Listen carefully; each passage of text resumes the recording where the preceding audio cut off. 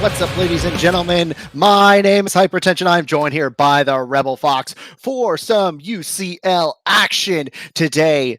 Yes, today we have the two top teams in the Mountain Division. It is HoneyBEE Sports Academy and Illinois Academy. How are you doing, Rebel?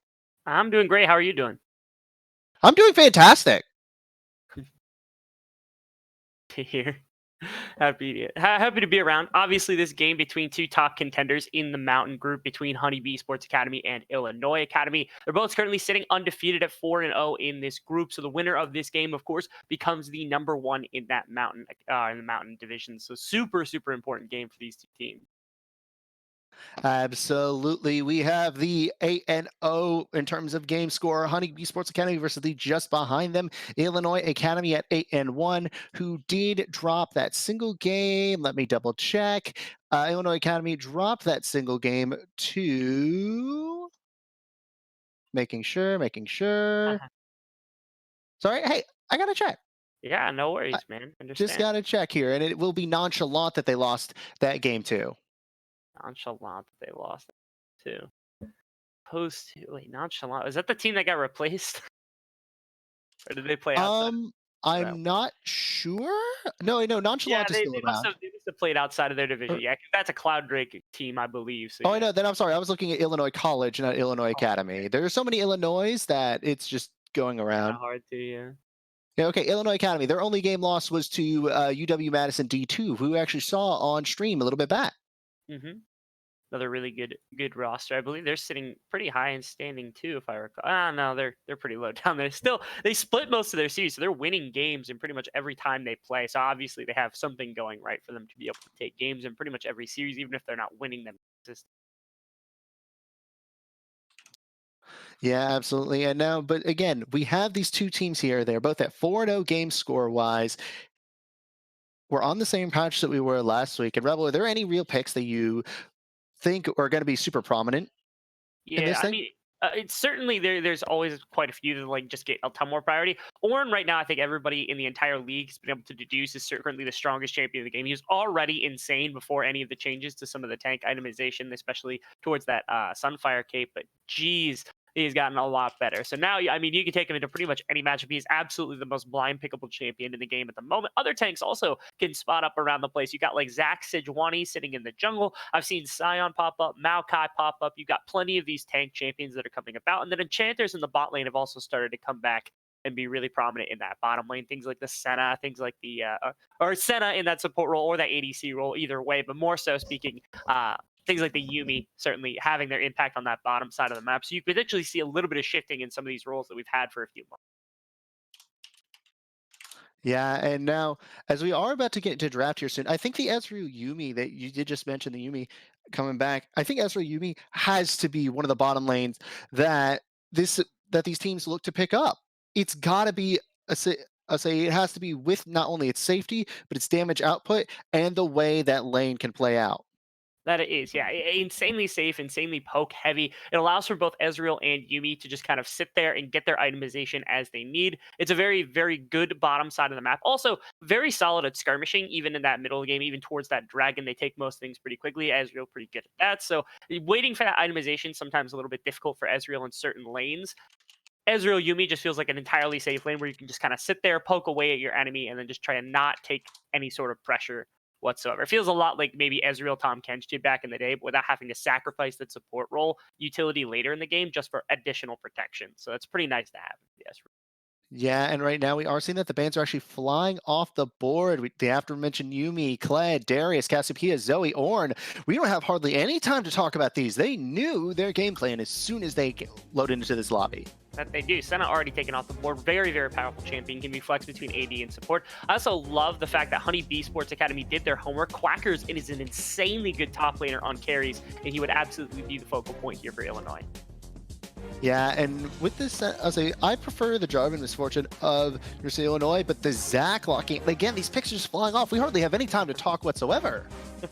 It is. Both of them setting up pretty good team fight compositions, though. Both have, ganking junglers can come from very unique angles. These two very specifically between the Jarvan and the Zac, and do fantastic in that team fight, being able to build tank and have that pure engagement for their teams. Misfortune Senna not jockeying the seat whatsoever in that bottom lane. I'm curious to see whether Senna is in that support role. Maybe they can flex it around between the two roles, depending on what their necessity is. And the Vladimir, again, kind of contributing back towards this safer laning style, maybe a slower play style here for the side of HoneyBEE Esports, so that they can utilize this healing, some of this sustain in later game fights to absolutely demolish.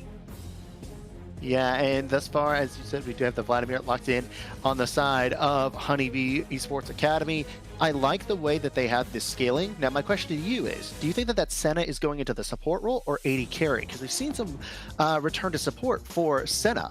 Yeah, ideally, it would be completely dependent on the support. Here is the Janna pick, which is actually not something you see super often. It's kind of cool to see an Enchanter this high up. That's just a super high priority on the Enchanter. Specifically, Janna, though, is really cool to see because Yumi's gone, so there isn't a definitive best Enchanter at this point. Now, I don't think it's bad for Senna to be either the support or the AD. So if you want to challenge a little earlier in the laning phase, Senna can absolutely outduel Janna, one of the very few champions who can do it. So I think you can go something aggressive at ADC, something like Lucian could make a really good pairing to try to keep Misfortune and Janna a little more pressed in the laning phase. Yeah, you can have the real lovers duo, not this Zyra edgy teenage relationship BS. No, you can absolutely go with like the true love that is Lucian Senna, who are just some of the.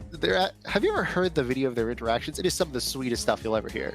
Yeah, it's fantastic. The fact that he kept chasing her for years and years after she got taken into the land, it's just heartbreaking, man. It's heartbreaking, and finally coming out is just amazing. So he got her back. Got her back, man. That's amazing. That's true love right there.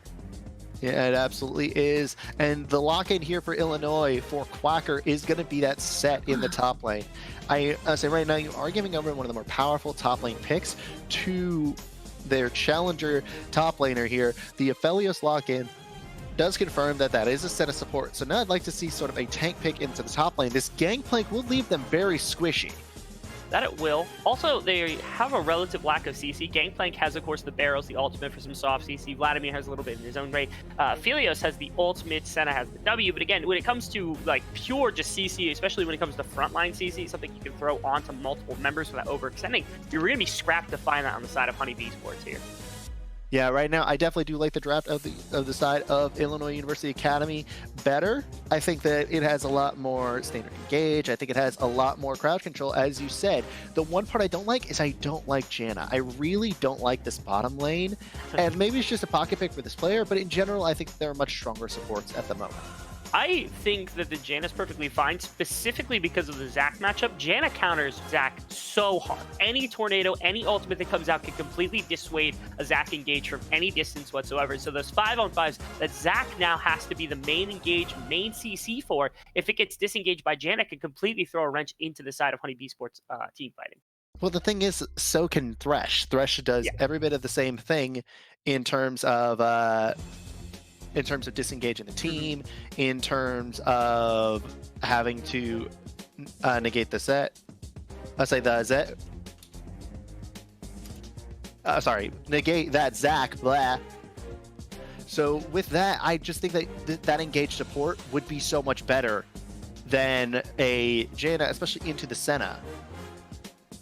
Yeah, you can make that argument. Definitely, there are more preferable champions. There's a reason why you don't see Janna that often. It's because while Enchanters are starting to slip back in, you still have to get what's strong. Again, most of the time it's the Yuumi. You see, like, trying to think, like, Soraka's been down there. Sona gets touched every once in a while, but not super great in that support position. But specifically, I think even, like, Lulu slips into that position a couple of times. Like I said, it must just be preference pick here for the side of Illinois Academy's support, just that they want that Enchanter that has the same kind of disengage that Thresh would have. And as you said, you're sacrificing the laning phase. Maybe not the most optimal pick, but if it's comfortable for him, if it's something he feels like he can play, especially if sometimes the flays are difficult to hit to make sure that Zac gets denied. It is a little bit difficult to read Janna. If you press your ult key any time before he lands, he does get just launched out. So maybe just doesn't have that same kind of security on the Thresh flay to make sure that he can't jump in like that. Possibly not. But now, looking at these drafts, looking at it, I think we can both agree that the win condition for the side of HoneyBEE, get to late game, win the team fights. They have so much team fight damage there between the Aphelios, the Gangplank, and the Vladimir. That they do. Another really important aspect, again, is for late game team fighting, when it's around objectives specifically, for the side of HoneyBEE Sports, one of the best ways to set up a team fight if you don't feel comfortable, especially with Zach in this case, getting denied by Set, by Janna, by even the Azir wall, just not allowing you to get over, is to be the first to an objective. Having forward wards, being able to pressure forward, having your lanes broken so that you can walk forward, especially that outer ring of first tier towers, allows you to walk up, put a little bit deeper wards, get further into the jungle so you can be the first to the objective. Then Illinois has to fight you, and you don't have to engage. You can play responsive. And Gangplank, Vladimir love that kind of style of team fight. And they're going to be if you have to walk into Gangplank and Vladimir, you're going to be in a very terrifying position if you're on the side of Illinois. Yes, you are. That's so much AoE damage with the Tides of Blood and the Hemo Plague and the barrels and the Cannon Barrage. There's just so much AoE damage that you could put down with this team, especially when you think about the fact, in addition to that, you have the Moonlight Vigil, that Spotlight of Doom from Aphelios, and it gets even worse if he has something like Severum Infernum as a combination because of the massive, massive amount of projectiles that come your way. That it does, and nothing to really protect against those projectiles on the side of Illinois. Nobody's soaked that down, outside of maybe a Janna ultimate just to try to heal everybody up, but any amount of, some of that healing reduction might dissuade a little bit of that. Yeah, looking at this situation, I think that laning phase, though, is going to be all onto the side of Illinois, except for in the bottom lane, where I think Aphelios Senna should have that advantage. Generally because you do have the Set who can, stay up in the Gangplank's face. He can't really engage on him super well because of things like the orange and the fact that there is the parlay to keep the Set harassed. And the Azir just outranges the Vladimir. But overall, I think that early game, mid game should be in the favor of the side of Illinois Academy. That it should. And I do expect a very top-heavy play style here. Again, Quacker, super, super impressive, and has the early game abuse champion to try to put the hurt down onto Gangplank. And Sushi Killa, of course, he can run the show on that top side of the map toward that Rift Herald and try to get his team some of that advantage that he needs to kind of run team fights. As long as their bot lane isn't just getting run over by Aphelios Senna, no matter what. The Azir, as you said, should be fine into the Vladimir for a while. Some kill threat by the Vladimir with that Ignite coming down as well. I expect that to stay because, of course, these squishy mages can't pop the Vladimir in the right situation. But again, I expect to see Sushi Killa more towards this top lane, trying to put the Gangplank behind because he's a large amount of their team fight damage, and also allow Set to really get in the face of Kakagori here to just dissuade any of that fighting that Zach would want in that mid game. Absolutely. And as we wind down here in this drafting phase, just talking about this, one last thing, I want to talk about how how each team can overcome it. If you are on the side of Illinois, you gotta strike fast and hard early. On the side of HoneyBEE Esports, gotta bring it late, gotta defend, gotta turtle. That you do. Certainly, that's one of the cases. I also really, on the side of Illinois Academy, want to see them roam around between lanes. Misfortune and Janna roam so fast between lanes that you're able to get to pretty much any skirmish ahead of time over Aphelios Senna. And then Set also really loves to roam, tries to get some aggression, especially with two high health people in Zach and Vladimir. His presence in those lanes will absolutely be felt. So I want to see some roaming out of Illinois Academy. Yeah, as do I. But now, with that in mind, ladies and gentlemen, we are actually going to go to a short clip with a word from our sponsors over at Sector 6. With a vision of quality, a vision of uniformity. We took the time to create something familiar yet refreshing, something with a bit of change. Designed to fit any brand's unique vision.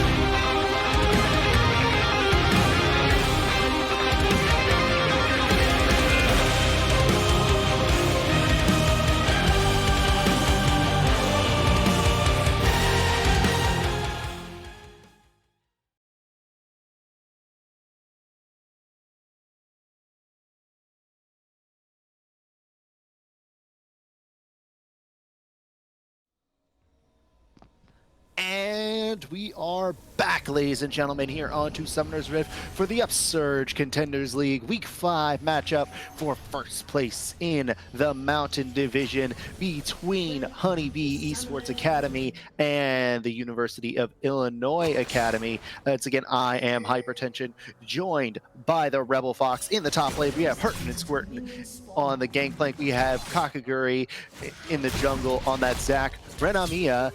But hold up, actually, before I finish that off, we're having some fighting up there. Quacker dealing out so much damage. Now back to that Renamia in the mid lane on Vladimir, Link at AD carry, and I enjoy losing at support on Aphelios and Senna. And on the red side, you got Quackers in the top lane on his set pick, Sushi Killer in the jungle on the J4, Dandito in the mid lane on Azir, Kuderic on the and Misfortune ADC, and Rakanari on the Million Mastery Point Janna. As a support main, I can't say I support his decisions, but certainly he's made them nonetheless. He absolutely has. Personally, I'm just really not a fan of Janna. I think that she's much better than Nami, though. I think Nami's one of those champions where I feel like anything she can do, someone else can do better. That's fair. Maybe it's just me. It's like, if you need a healer, pick Soraka. If you need someone with, say, an enchanter with CC, pick Lulu or Janna. If you want early poke, pick Karma. Everybody, yeah, there's a champion that does all of them better. But yeah, I mean, she's the Swiss Army knife. She can do all those things if you want, just not as well as other champions. But yeah, they have a more selective choice, a little bit better. Yeah, in comparison to Nami, I do like the Janna far better here. But it does look like the lanes, as we said, we're starting to push towards early as an invade came out from Sushi Killer. This means he's going to get over the blue buff and the Gromp of Kakaguri, and that's really going to hurt his early game pressure. That it will. I've seen this a lot of times, actually, is the higher priority jungler capable of getting off this counter jungler early. The big problem is there's no information from the side of HoneyBEE Sports here that would, give them the information necessary to know that that's going to be gone. So effectively, Zac now gets spouted out on his Raptors, which means they know he's not going for that vertical jungle. Otherwise, he would have already been on his way there, which is why now Sushi Killer is going to pass directly to his blue, get that triple buff. And honestly, without knowing that the blue is gone, it's possible that Kakaguri doesn't go for anything else, and he's going to lose out on double Scuttle Crab as well, just kind of depending on what the pathing is. It looks a little bit defensive here from Sushi Killer just to pick up his camps in the right timing. So probably not going to get that double Scuttle out as well. But certainly a great 3-buff start here for the Jarvan. Yeah, and this is the difference in, say, just because, like, the difference between a collegiate program with, like, coach, roster, staff, all of that kind of thing, versus a amateur, say, an esports academy program without any of those. I mean, so you have these sort of, like, training that a team can go through and show them, hey, put down these wards in these places to be able to set up and neuter the enemy jungler in the early game. Granted, he's not terribly neutered now, but he's gotten 3 buffed by this Jarvan, who's looking to gank into the bottom lane. He's hovering around that river bush. They're pushing up. Gonna get caught here by Sushi Killer. The knockup does not land from the flag and drag, and now Sushi Killer might have actually bitten off more than he can chew. That's gonna be so much damage coming out from the Senna and the Aphelios. Yeah, rather nice. Again, that's a lane I expect him to try to gank a couple more times just because of the inherent squishiness of these two. But of course, that one not working. His bot lane got pushed back under their tower, and he wasn't able to hit the EQ, so most of his damage went out the window very, very early on in that trading. Not much getting up. He's actually looking he has the Scuttle on the bottom side. Actually getting counter jungled himself. His Krugs being taken by the Zac currently, so a little bit of return damage here for Kakaguri in this shot. Return damage indeed, but now Quacker in the top lane trying to get something back on Hurt and Squirtin.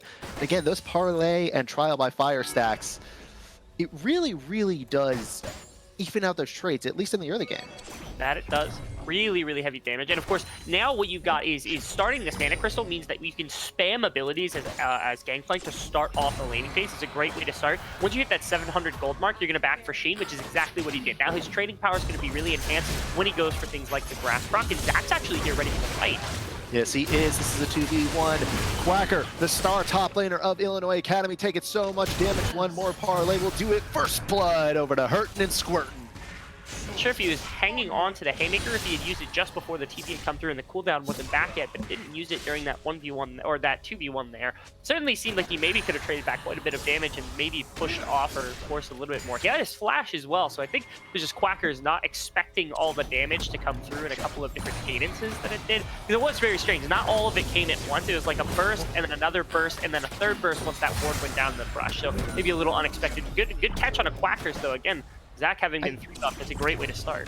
I think on the flip side, I think Quackers might have, I'll say after he realized that he didn't flash for the initial burst of damage, I think he realized, okay, I'm dead. There's no point in me using flash here, so let's save it for the next one. Fair. That's another, and that's so, also... and it's really good mental, because again, this is a challenger top laner here in the UCL. He's one of the best top laners in this league, let alone in this division.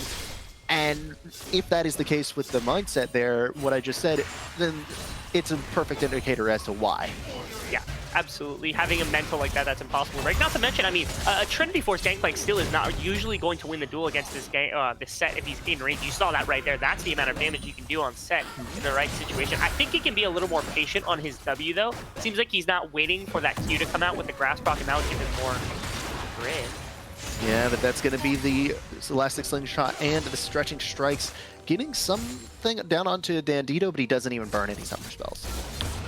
Doesn't have to worry about that one too much. The E, more than enough, and also has the TP readily available, so when his lane's in an okay place, he still should be able to back with a decent timing and not lose too much farm to Ren here in the mid lane. That's pretty nice. Really surprising to see how much work Kagaguri has been able to accomplish this early on in the game compared to Jarvan. Woo! Yeah, and that is going to be a pretty big haymaker landing there onto HoneyBEE. He does have the kill, but now there we go. Stretching Strikes into the bottom lane. The damage is coming down, but they are just a little bit too far under their own side of the rift to be able to get caught. They are. But again, pretty much top to bottom, went top, ganked, went mid, ganked, and then immediately went bot lane and ganked. Really, really impressive pathing from Kagaguri, just trying to get some pressure on the map and help his lanes out. Again, we talked about, the Vladimir, the Gangplank don't particularly have the best laning phases, and while they have the double ADC bot lane to have some dominance, it's never a harmful thing to go down there and just try to really get some pressure back. So really like the way that he's using the Zac pick more so to mitigate some of the pressure that some of these lanes might be feeling at any given time.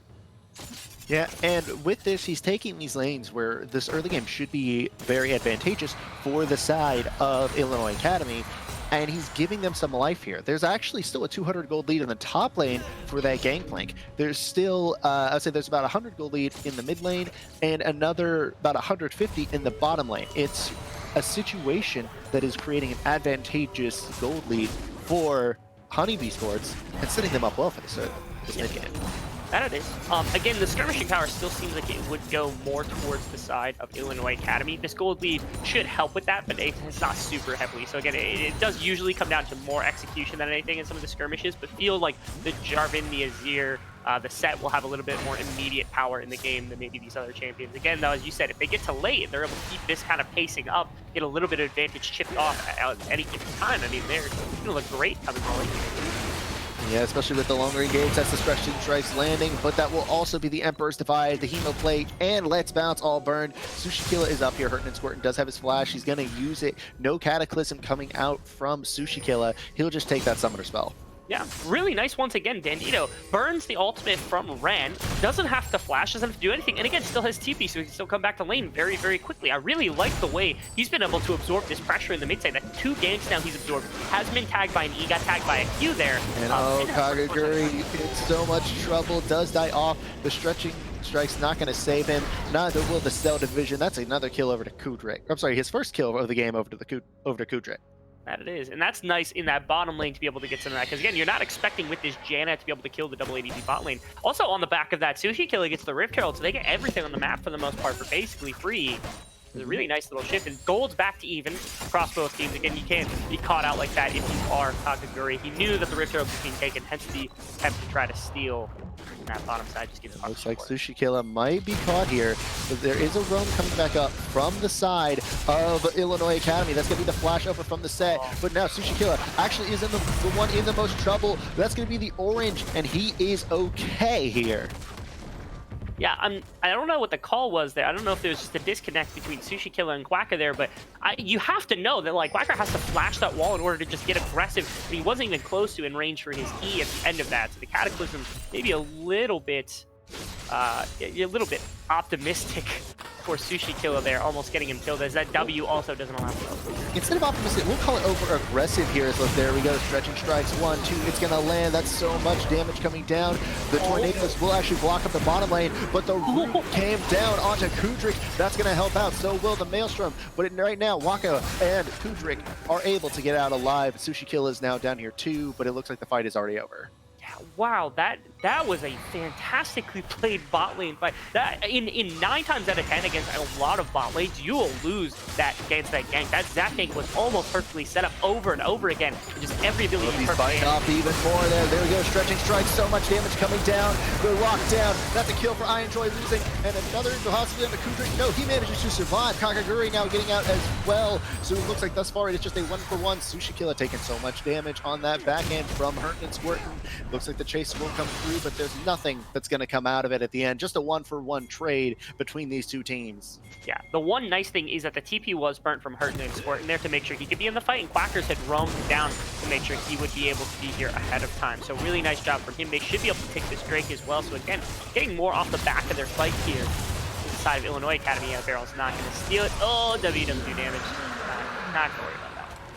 Yeah, it doesn't really do nearly enough damage. It was nowhere close, and now this is going to be the Mountain Rift with the side of Illinois Academy having the 2 Drakes. And again, with the school program, you're expecting them to have a little bit better vision placement here and the better macro. So this is exactly the way the game should be going right now for the side of Illinois Academy. Yeah, having those resources on a college team you've already made mention of is like some of the decision making. I would argue it's kind of like the theory of the game behind what you're doing, how you're playing, how you're winning, things of that sort. It's a lot easier to define, but something I'm noticing also is HoneyBEE Sports has a sister team in their own division, and their skirmishing power is really high. I have to think it's because they're always being able to fight against people at their same skill level. They're playing very, very well in a lot of these ganks and a lot of these plays, and it's 2 for 2 right now, but honestly, fight after fight, it's still Kakaguri being able to find much better engagements over and over again. It's very, very close to sticking. If he had 1, 2 of those ganks pop open, could be a very, very different early game here from the side of HoneyBEE Sports, and just waiting for that fight that's going to make that determination. And look at Sushi Killer waiting in the wings, has not popped Shelly yet. Waiting for the push up. I think he's going to try, but now here comes iEnjoy losing, taking so much damage to their Link. I think they know something's up. They appear to know that the Jarvan is at least in the area. Yeah. At minimum, they're at least hesitant to be able to walk up because they know the punishment can come through from the Jarvan. Spending so much time in this bottom lane.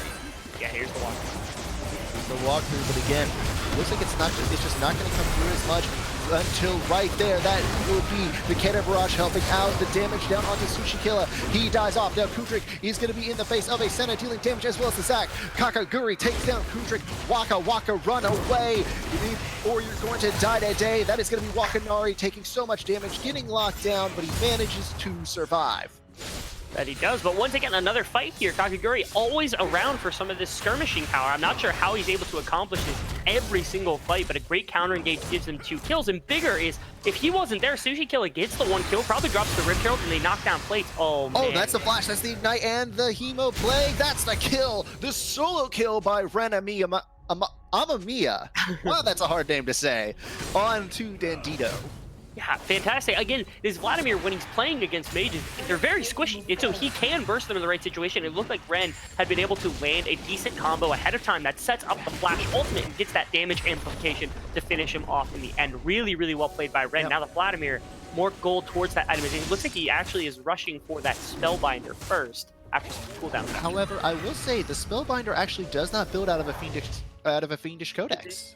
You always do build like a Fiendish Codex, usually a Kindle Gem too on Vladimir to get that 20% cooldown reduction as fast as possible, so it's not shocking to see that. And he does go for the Spellbinder first completed item. He just wants that CDR so he can finish fighting with more. And that does make sense with the Vladimir. He's so cooldown reliant. Again, he has no mana. He relies on his cooldowns and his health, so having that extra 10% makes so much sense. Yes, it does. And then just watching across the map, the second Rift Herald will be spawning here in just a few minutes. That should likely be a point of contention if we've learned anything about this game and how much they fight. Just ridiculous amounts of it. So Kakaguri and Sushi Killa certainly not going to be willing to let that neutral objective go so easily. And this is an interesting split push situation here. You had Link on the bottom side getting most of that CS, while Hurton and Squirtin was with I Enjoy losing in the middle lane for a bit. So it might end up being a full-on fight. I don't agree with this because you're leaving Dandito open in the bottom lane to just shove. That you are. Right now, the fear is like Vladimir would be able to get down there and do quite a bit of work. You saw Vladimir shift up towards the top. I think right now, without Gangplank having a lot of AD on his side, he does have the Trinity Force, but nothing else really to his name. And so they don't feel comfortable throwing him into that fight before Vladimir with that Hemo play. So they want Vladimir on top side of the map. So they threw him up there. They rotate the Azir down and put their bot lane mid. So they get the push pressure and they're closer to the Rift Herald when the fight inevitably breaks out. Now you have this pressure you see already started for Sushi Killa here. And you're drawing attention of the Vladimir to the bottom side of the map. They know he's going down there, so this is a free Rift Herald from the side of Illinois Academy. As we talked about, having that support system, having the ability to theorize this stuff allows them to be faster on these rotations, and they pick up that objective for free. Yeah, now they're going to pick up Harold the Herald instead of Sherry the Rift Herald. This is the second one. It is her little brother. But now it looks like in the bottom lane, Ren is going in onto Dandito. That's so much damage that can come out from that Tides of Blood. Am I the only one that saw that clip?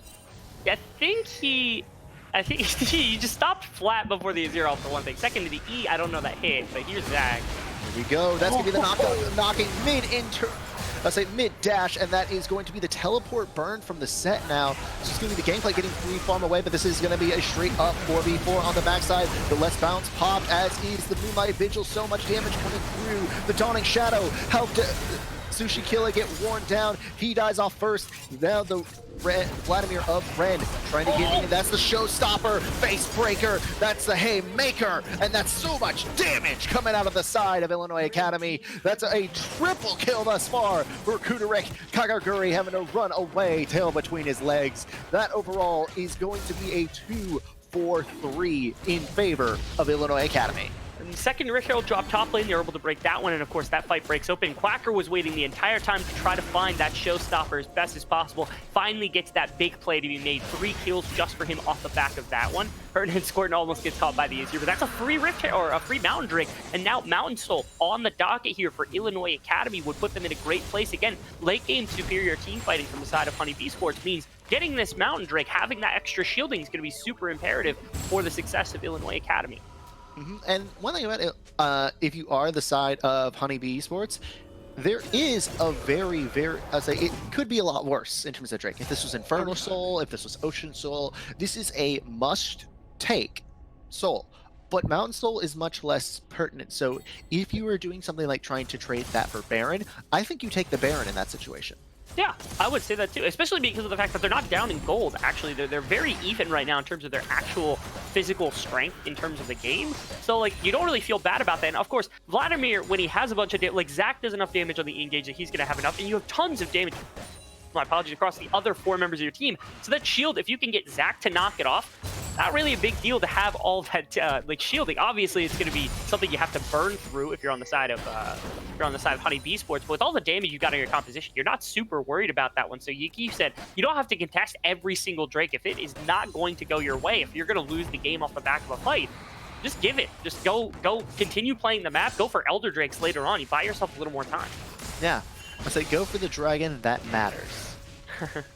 But then again, well, okay, we're not going to go into the Cloud Drakes Matter 2 movement, but no, that's going to be the stretching strikes coming in. That's a lot of damage down onto Kudrake, but he is saved by that Janna ultimate now. The showstopper will actually get Quacker to safety. The Moonlight Vigil does not help out much. Kakaguri having to run away from Quacker, so a lot of cooldowns burned on both sides, but no one dies in the process. Yeah. Nice little fight back and forth. Again, the skirmishing power from both teams actually seems rather impressive. You see them constantly being able to absorb pressure from ganks and things of that sort.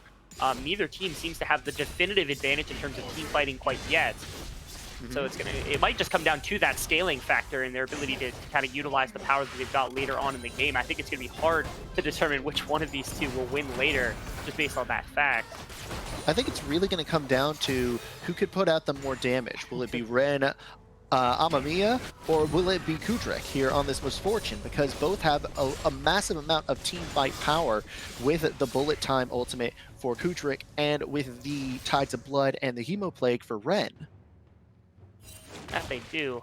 Tons of team fighting ability from both these teams. It's scary to think about just like late game Vladimir, that damage. I think he does out damage the MF, all things said and done, with that consistent burst. But then you also have like Azir, does plenty of damage in the late game, one of the premier late game carries in that regard. Skirmishing here. Yeah, skirmishing here, but these two carries are basically just trading off each other as the tower falls into the bottom side. The gold is back to basically being even. Very slight advantage here for the side of HoneyBEE Esports. And this is really where you want to be with the later scaling composition.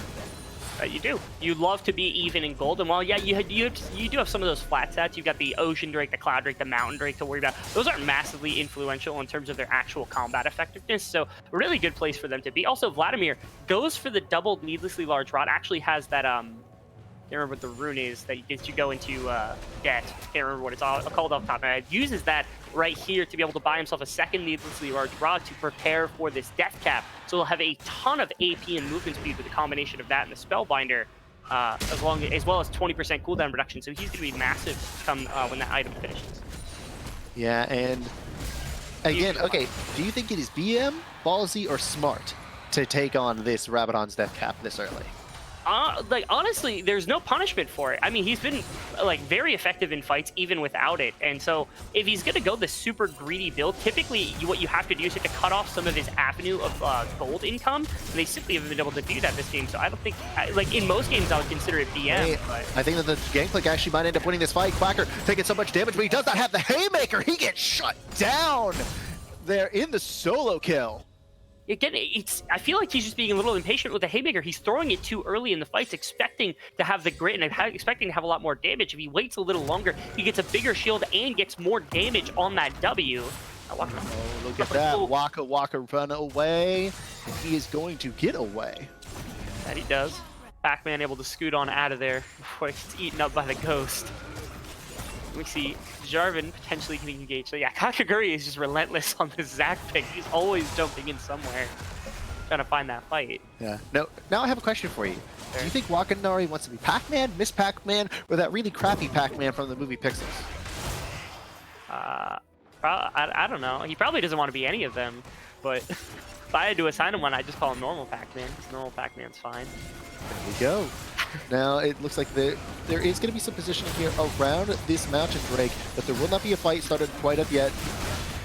Oh, that's going to be wow. On the flip side. That is a perfect bullet time, dealing out so much damage. Sushi Killer is going to die off, but what about the rest of the side of HoneyBEE Esports? Hurtin and Squirtin's actually on a killing spree, and it looks like HoneyBEE Esports might actually be turning the fight around. Dandito goes low, Dandito goes down. Now it's just Quacker versus Ren and Kakaguri, and Ren will absolutely win this if it is going to be the 2v1. So let's see if Quacker decides, are you feeling lucky, punk? Are you feeling frisky? Are you feeling froggy? No, he is not going to jump. So it looks like that's just going to be a free Mountain Drake over to the side of HoneyBEE Esports, and they are going to pick up the fight 4-for-3.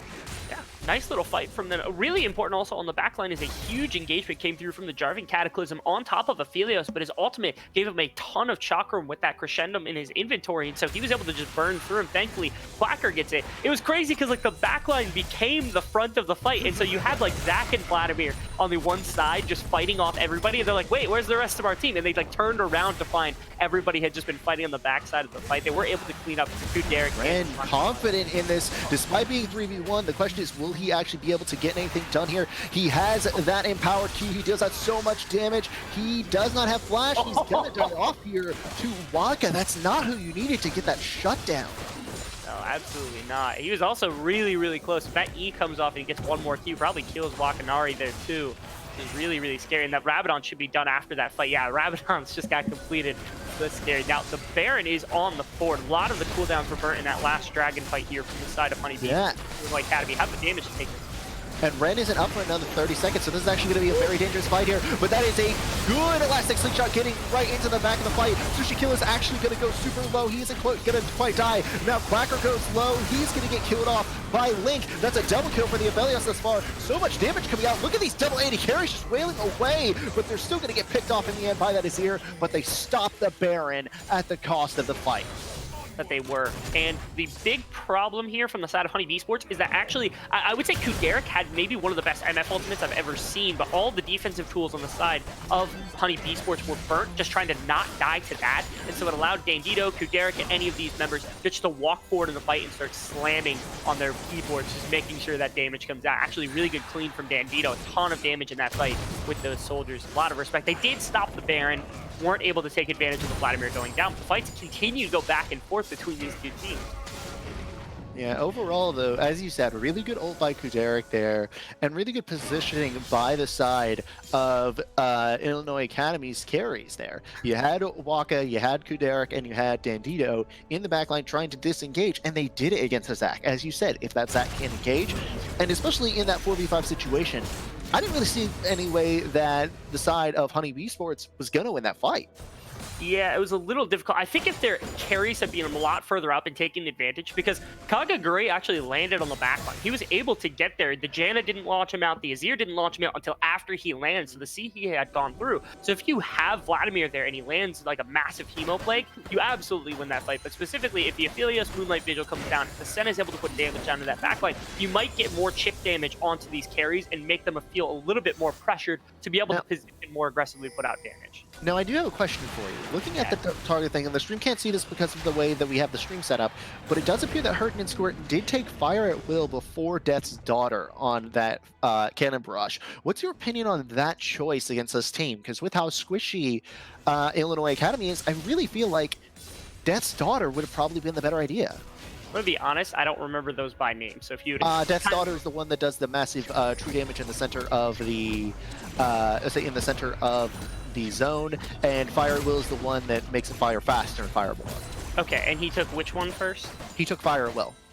He took Fire at Will. Yeah, I assume the intention is just that, like, if you've got a team like Sushi Killa and you've got Set, where they dive in and try to put damage down, you have two options. Either A, you throw that down in between the two to try to separate the front line from the back line, because then the issue is if you're taking all of this damage from Gangplank walking through the carries, it's a lot harder. Or you just throw it right down onto the carries and force them out of position. You saw that last fight where Kuderek and Dandito were able to just kind of stonewall and then walk their way forward into a fight. If that Gangplank ultimate's there, they feel a lot worse about doing that because they soak damage and it's a lot slower. So I assume that's the big reason why, instead of having that true damage, just trying to single out a single target. Yeah, and right now it does appear as if he's getting up there in those Silver Serpents. He's at about 430 now, so he'll have the Death's Daughter fairly soon. It's not like it's going to be that important. And also the third one, I believe, is called like Raise Morale or something like that. It's easily the worst one. Nobody ever gets it. That's fair. It's actually kind of effective in certain compositions. It's really good in Death Ball if you want to set up like a Death Ball dive with a Gangplank ultimate, surprisingly, but that's really the only great use for it. Other than that, just mild utility. Yeah. Basically, there's a debate between Death's Daughter and Fire at Will, which goes first, and there's a pretty much universal, except for maybe like one random who doesn't want to do it. Actually, speaking of random, that is going to be a really risky engage there by Kagaguri, and that's going to be the death knell for the side of HoneyBEE. But they're taking so much damage. That's going to be Hemo Plague helping out, but now it is Red versus the world in terms of damage. He's going to actually get off the Tides of Blood again. Can he survive this? The Q will not come through, and that engage absolutely devastates HoneyBEE Sports. Illinois Academy take advantage. Blacker and Sushi Killa able to find, finally, they are the ones that initiate a fight with their massive amount of CC, and you see the damage output that it can bring. I think Link didn't get anything off in that fight. You weren't able to see much from Hurton and Squirt either. Ren was on the back line doing quite as much as he could, but the Cataclysm had locked him in place, and unfortunately wasn't able to spread that damage as far and as wide as he might have wanted. Now that Mountain Soul goes over, and it's going to be a free Baron as well, because no one's here to contest it just too fast. This might be the point in which finally Illinois Academy might be able to break it open, start sieging up on some of these inner towers. The game might start to have a little bit more of a definitive flow to it instead of this kind of flux we've been in between the two teams winning fights. And this is one thing that we've actually been seeing from Kagaguri for the past few minutes, is he's making Zac engages in full vision of Waka. You have that tornado and you cannot engage into it. You know this, but he keeps trying to do it. And if he does that, if he tries to engage where the Janna or the Azir are in full sight of him, they will just negate his engage. He needs to go around and flank them properly from the fog of war. That he does. And again, I made mention of this before the game. If you're on the side of HoneyBEE Sports, you never want to be attacking into a neutral objective. You always want to be there first, and I think that was their problem. Was this time the Mountain Drake is up, they don't want to give it over to Illinois, and so they rushed their engagement, trying to get control of the area, and they were exploited because of it. Usually the Zac isn't going to get burnt that easily, but unfortunately that time you saw just how much he was punished for trying that engagement in open space. If they're the first ones there, it's a little bit harder to deny. And not only that, it was one of those situations where everyone was grouped up so centrally that the set ult, which scales with the target's maximum HP, was on the highest HP person. Now Waka actually does get caught in the back line. That's going to be engaged by Kakaguri, and now that MF ultimate actually doesn't get much. Quacker fires off the Haymaker, but he's probably going to die here soon. That's going to be the Tides of Blood, and the pool getting Ren killed. It is a 1-for-1 thus far, but still the Baron buff is on the side of Illinois Academy. They're going to back off for now until the minion wave resets. Yeah, give a lot of respect here. Dandito able to deny a lot of counter engage here from everybody else. Kakaguri found it. He might find another one. Yeah, not going to. The tower's going to go down. But yeah, Kakaguri had found a really nice engagement there, and it was denied by Dandito's wall for any follow-up. I think a little over-aggressive there from Quacker to try to go under tower and win a little bit, but he's certainly able to buy his team enough space to not end up going down, so they get the inhibitor tower off of that Baron buff. That's a really nice little play. And losing it on Quacker does. It's not ideal, but certainly it's a worthwhile trade, 1 kill for that inhibitor. Yeah, it absolutely is. I mean, at this point, Quacker is basically just your engage. He's your meatball. He's no longer the carry. It is all on Dandito and Kuderek. You have to keep those two alive. That you do. Executioners was built here from the MF. I don't know that she had that for the last fight, but I knew she finally has it, which is good that the Vladimir, the Zac can't just sustain through a lot of it. And then Senna healing actually really big. And then obviously if Severum is out for, there's a ton of healing on this side. So I'm happy to see somebody finally buy some. I know Varela Namakan gets slandered by LS all the time, but it probably wouldn't be the worst idea for Dandito to have that in this game either because of his soldiers AoE damage, but certainly having it at least one of your carries is going to be beneficial here. Yeah. Yeah. I mean, what more can I say? I'm not gonna say I could argue with the LS theory, but it's like there's no point. There just isn't. There's no reason to. We're not going to. Yeah, there is no point.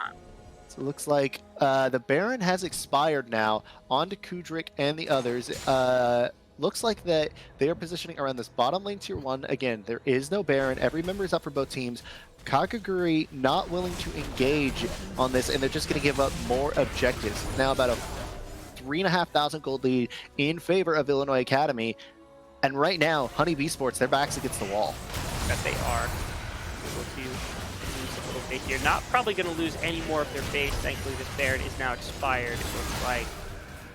They have a little bit more time. The Elder Drake is their next big objective. Taking that is absolutely pivotal for them to continue winning. Being able to contest it at minimum is absolutely imperative for their continuation. But it doesn't look like the siege is over here from Illinois College. They dropped the Azir turret so they can't be flanked around back, and they have the pressure of the minion wave always stay up here. They have something to flee under to as well. Ooh. There we go. Oh, that's the good engage. It gets right onto top of Dandito. That's going to be the Moonlight Vigil and the Cannon Barrage, taking him down at no loss of their own. Look at Ren. He's in the backline. They saw him, though. He flashes the wall, gets on top of Waka. That's going to be the pool. Will he even get the damage down? Tides of Blood. Hemo Plague takes down Waka. Now Quacker in the base of 2. Horton and Squirt gets hurt, and Squirt down to nothing. Kudrik and Link die. Twin Snakes die together. So much going on. Quacker here does get shut down by the Facebreaker. I didn't know that thing shut it down. Looks like the damage will be there from I Enjoy Losing, but look at the base. So much damage being taken by those towers from those super minions. And at the end of the day, it is going to be an ace for HoneyBEE Esports. It is insanely important to keep Dandito up in these fights. He has a large amount of your DPS alongside Kuderek here, and he has a lot of range also to his soldiers, so you can hit more than one target. So him going down early was pretty much the nail in the coffin. I'm surprised the amount of fight that continued to come out after everything was said and done. I think Hurton and Squirtin going down to Quacker in that top side jungle, or in that bottom jungle, really was kind of what kind of set back the opposition, but still a 5 for 2, or 5 for 3, my apologies, all things said and done. If you are the side of HoneyBEE Sports, either Ren or Hurton and Squirtin has to survive the fight if you want to be able to take anything after it. You can't really expect any sort of objective push or any sort of win without them. And now Quacker is coming up. He does have teleport. This is going to be the situation. The Elder Drake has spawned. We'll have to see how this ends up here for, I'll say, for these two teams. Trying to position around Vision. Derek is very forward right now. I think is. Actually, they're waiting. Yeah, Quacker's a little far out still, so they're going to be very defensive about this one. Nice little disengage there to make sure that they don't get punished. And this is going to be dangerous here for the side of HoneyBEE Sports if they keep this up. Ren takes a lot of damage there. That's going to be Power Q, healing it back almost up to full. Moonlight Vigil actually doesn't hit anybody. But look at Kuderek! Kuderek's on the backside, and now that's going to be a great support for AD carry. Sushi Killer goes down as well on the front side. That's Bandito dividing the fight. But Quacker, he is not in a good place. He's in the face of both Ren and Kagaguri. He has the grit built up, but that's a Zach who heals. That's a Vladimir who heals. That is going to be a 3-for-1 in favor of HoneyBEE Sports, and they're going to be able to pick up the Elder Drake. Get another engagement that goes down. Ren's still able to find more than enough damage even after being pressured by that. And again, this was the game plan from HoneyBEE Sports. Doesn't matter if you use the Mountain Soul, it just doesn't, it's not going to make a difference. Are they seriously going to try the Baron? Are there only two of it? I mean, it is in his year. Yeah, okay, yeah, they probably had it down about a quarter health. And I was like, they have no one to tank it. Yeah, they don't. I guess Janna would have tried her best. The shields do quite a bit and give a lot, but yeah, it would have been near impossible. She would have had to tank it and shield at the same time, and I just don't know if it would have been possible. So Elder Drake and Baron both going the way of HoneyBEE Sports, and they finally take back what's theirs in this game. Yeah, and the inhibitor spawns, it has just spawned. Our graphic actually had a short delay. Apologies for that, ladies and gentlemen. But again, it did give a general time frame. That inhibitor's respawning, plus this double objective take is so good for the side of HoneyBEE Sports. That is perfect timing to be able to use this kind of thing. And again, that last fight starting to be indicative of what this late game composition can do.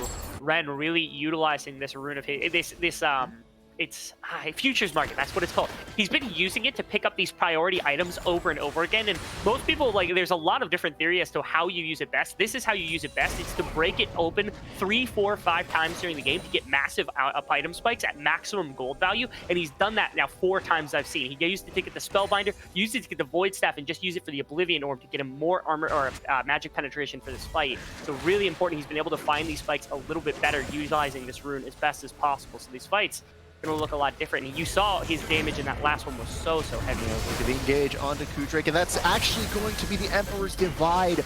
Completely wasted. What a good bait there by Kakaguri. Yeah, I'm sure Kakaguri intended to waste the Azir ultimate. I'm sure that was his idea right there. He's actually fairly short from Kudrake. I don't think that he could have. I don't know. Actually, go in. I don't know that the intention from Kagaguri was to burn the ultimate. I think he was using it maybe for zoning just to try to push them off the tower, and then it was just a panic ultimate from Davito. It is low cooldown though, so not super worried about that one.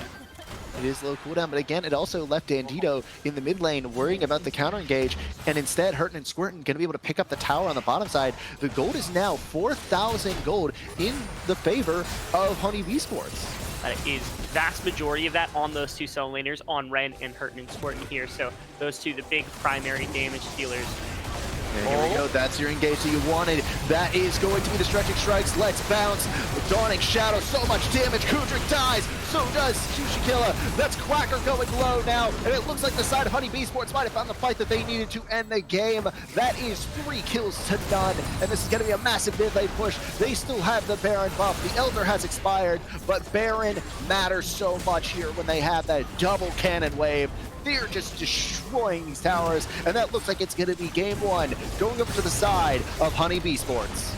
Too much long-range damage. When Kakaguri is able to land these E's and he doesn't get denied by the Janna, by Bandito on this Azir pick, you have the follow-up of like the Gangplank ultimate, the Senna ultimate, you've got Aphelios' Moonlight Vigil. There's so much long-range damage, and you saw that on full force. Kuderek took most of his health bar before the fight had even continued, just from the Q from Kagaguri landing and allowing for those abilities to land. That is just great execution from HoneyBEE Sports to wait long enough for their composition to start enacting what they needed it to. Yeah, and just looking at the post-game, looking at how much damage was done, there was actually a ridiculous amount of damage done by that Gangplank. Look at that, 30,000 damage on the Gangplank to the 31 of each of the mid and top lane from the side of Illinois Academy here. And honestly, these are things that you like to see. You like to see the fact that they can be calm under pressure and come back. Yeah, that is absolutely the case. Not to mention, again, you have a ton of damage coming out from the Azir, from the Misfortune, even from Set. I mean, Set did a ridiculous amount of damage this game, but with the sustain you've got on Vladimir, on Senna, on all of these here, even Set, Zach, in some extent, the Oranges from Day, all of them had sustain. It's so hard that if your engagement doesn't just stick purely, then you're not going to win fights most of the time. And towards the end of the game, it's a lot harder to get those engagements to stick as well as they would have wanted them to. I didn't mind either team's composition. I thought they both played very, very well. It just felt like the game went a little too long here for the side of Illinois to continue to contest. Yeah, absolutely. And with that, ladies and gentlemen, we're actually going to take a short break and get into game 2 here in a bit. We'll be right back here at the Upsurge Contenders League with first place on the line in the Mountain Division. We'll see you then.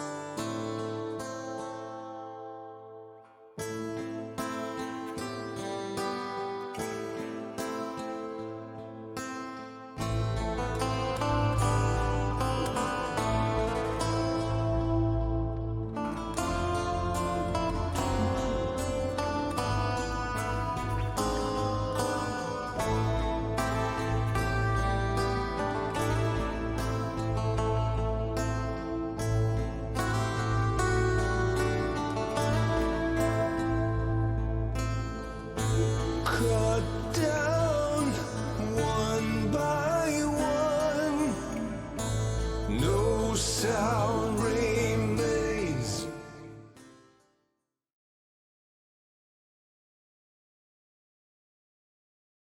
And we're back, ladies and gentlemen, here on the Upsurge Esports channel. I am Hypertension, joined by Rebel Fox. It is going to be game 2 between Illinois Academy and between HoneyBEE Sports Academy here for the Upsurge Contenders League. Rebel, talk to me about that game. And it was a really close game. Both of those teams absolutely could have won that one. I don't know that the drafting was even the issue necessarily from the side of Illinois in that one. They had plenty of back and forth between the teams. Again, late game, we did already deduce Vladimir Filios, Gangplank Senna. They have that late game advantage. And so maybe letting it go too late was the problem. But certainly both teams felt like they could have won that late game team fighting in any particular, it just depending on how both teams were doing. So I think maybe there's ways to reallocate strength, but there's certainly no way that either team can get a definitive advantage based on what I've seen.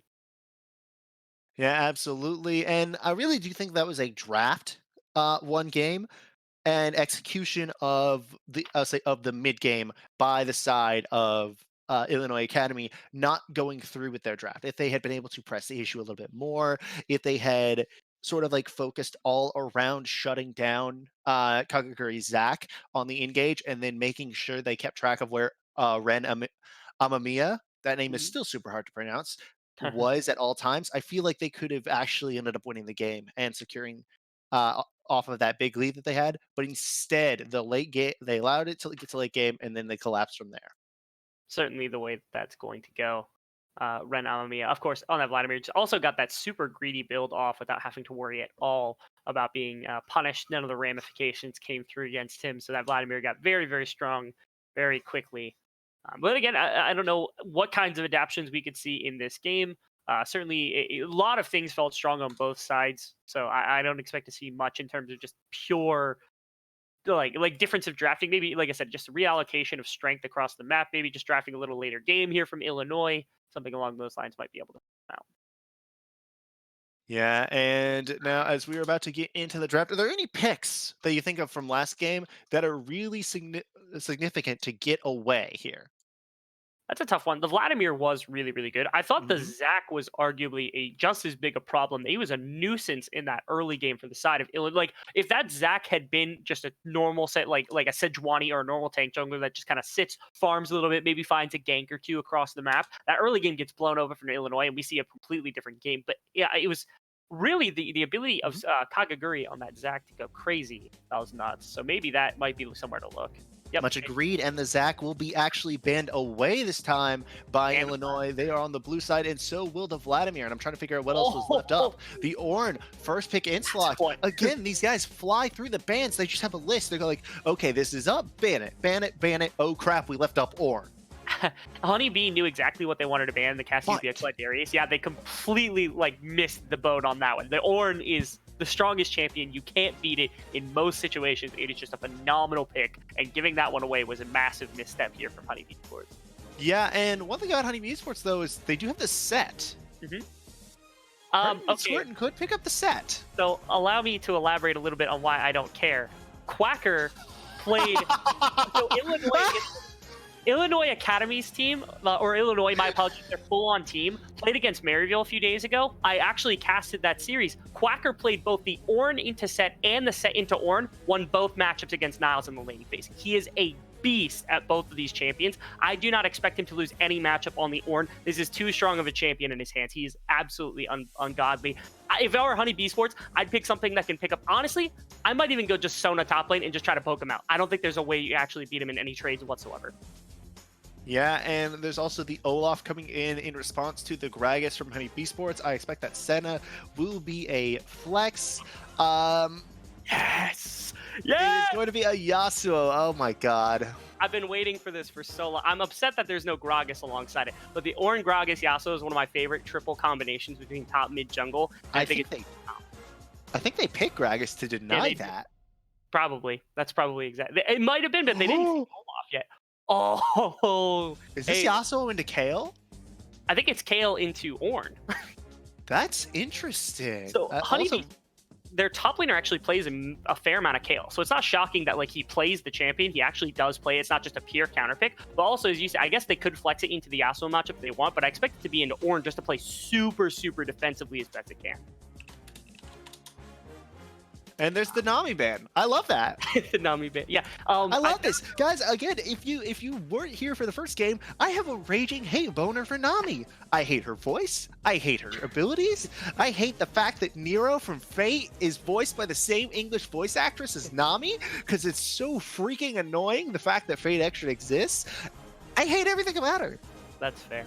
I did learn Illinois Academy's support plays like exclusively Janna and Nami for the most part. Like that's pretty much the only two champions I see on the op.gg. Then you ban Janna here for the knockout potential. Yeah, you ban Janna here.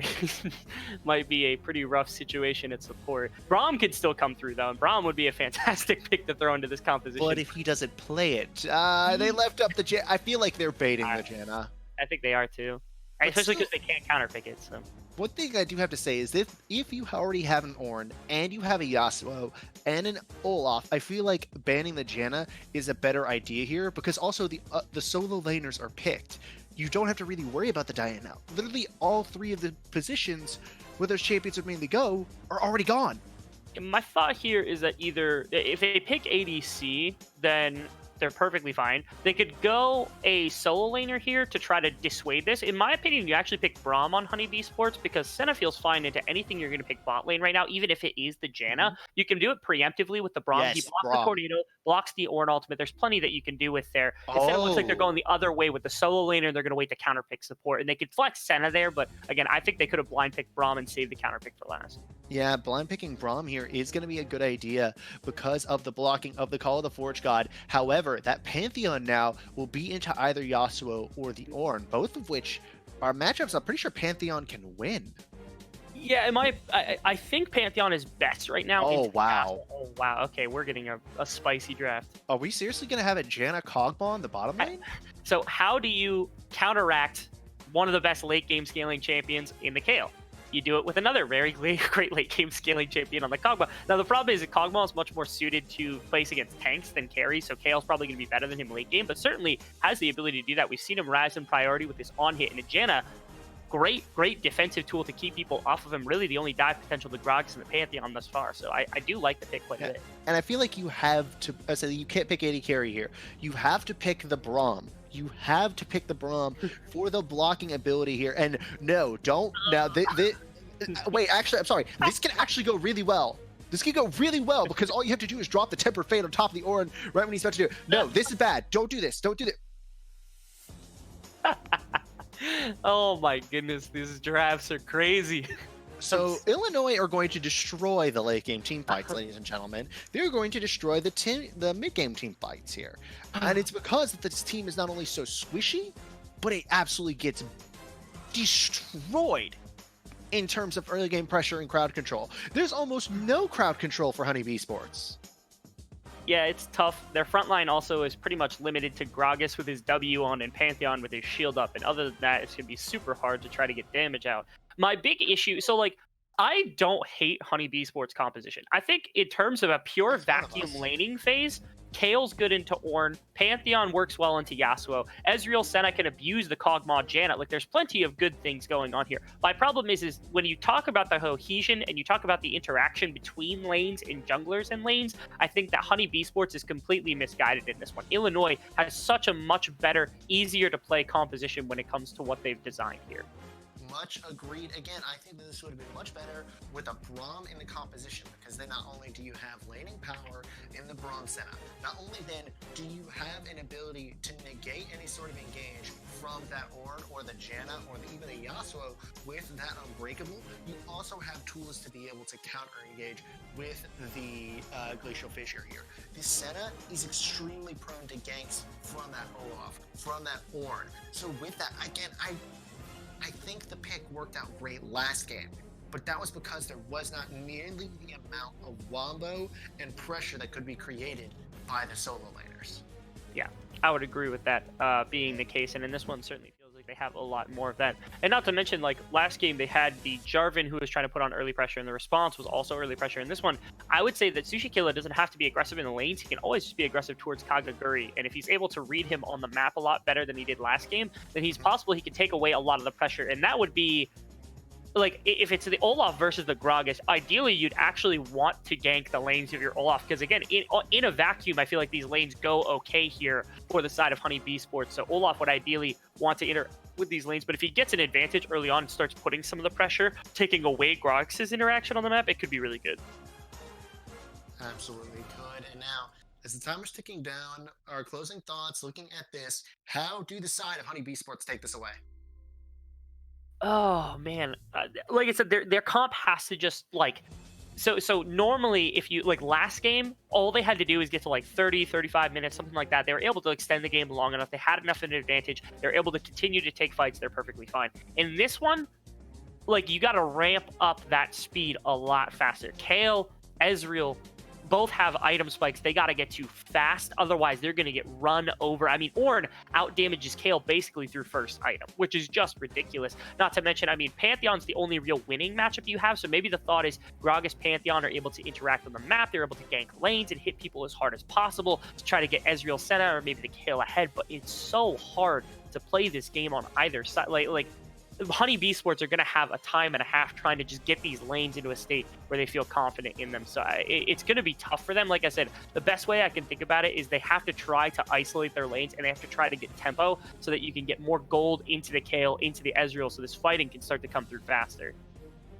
Yeah, and guys, with that, we're actually going to move into a quick ad read here from one of our great sponsors. We are going to talk about Kono. All right. If you're looking to take your game to the next level, it all starts with your peripherals. From keyboards to keycaps, mice, and more, our friends at Kono have you covered. Kono works with the world's best designers, inventors, and makers to bring you some of the best gaming peripherals around. Kono have been huge supporters of us here at Upsurge and have made generous contributions to our prize pools. If you need to find a new keyboard, check out the Hexgears X1 RGB low-profile Bluetooth mechanical keyboard from Kono. You can use the discount code UpsurgeGG for 7% off your first order. For more information, head over to kono.store to check out all they have to offer. That's KONO.store. Kono, discover amazing products. And with that, ladies and gentlemen, we're going to go into a short break. We'll be right back with Game 2 between HoneyBEE Sports and Illinois Academy.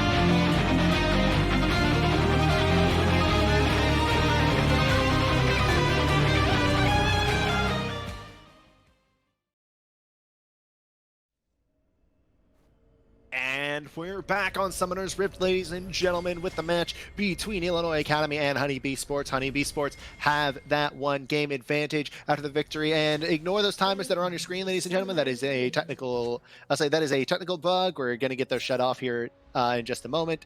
It looks like right now it will be just a standard 5-point setup for both teams.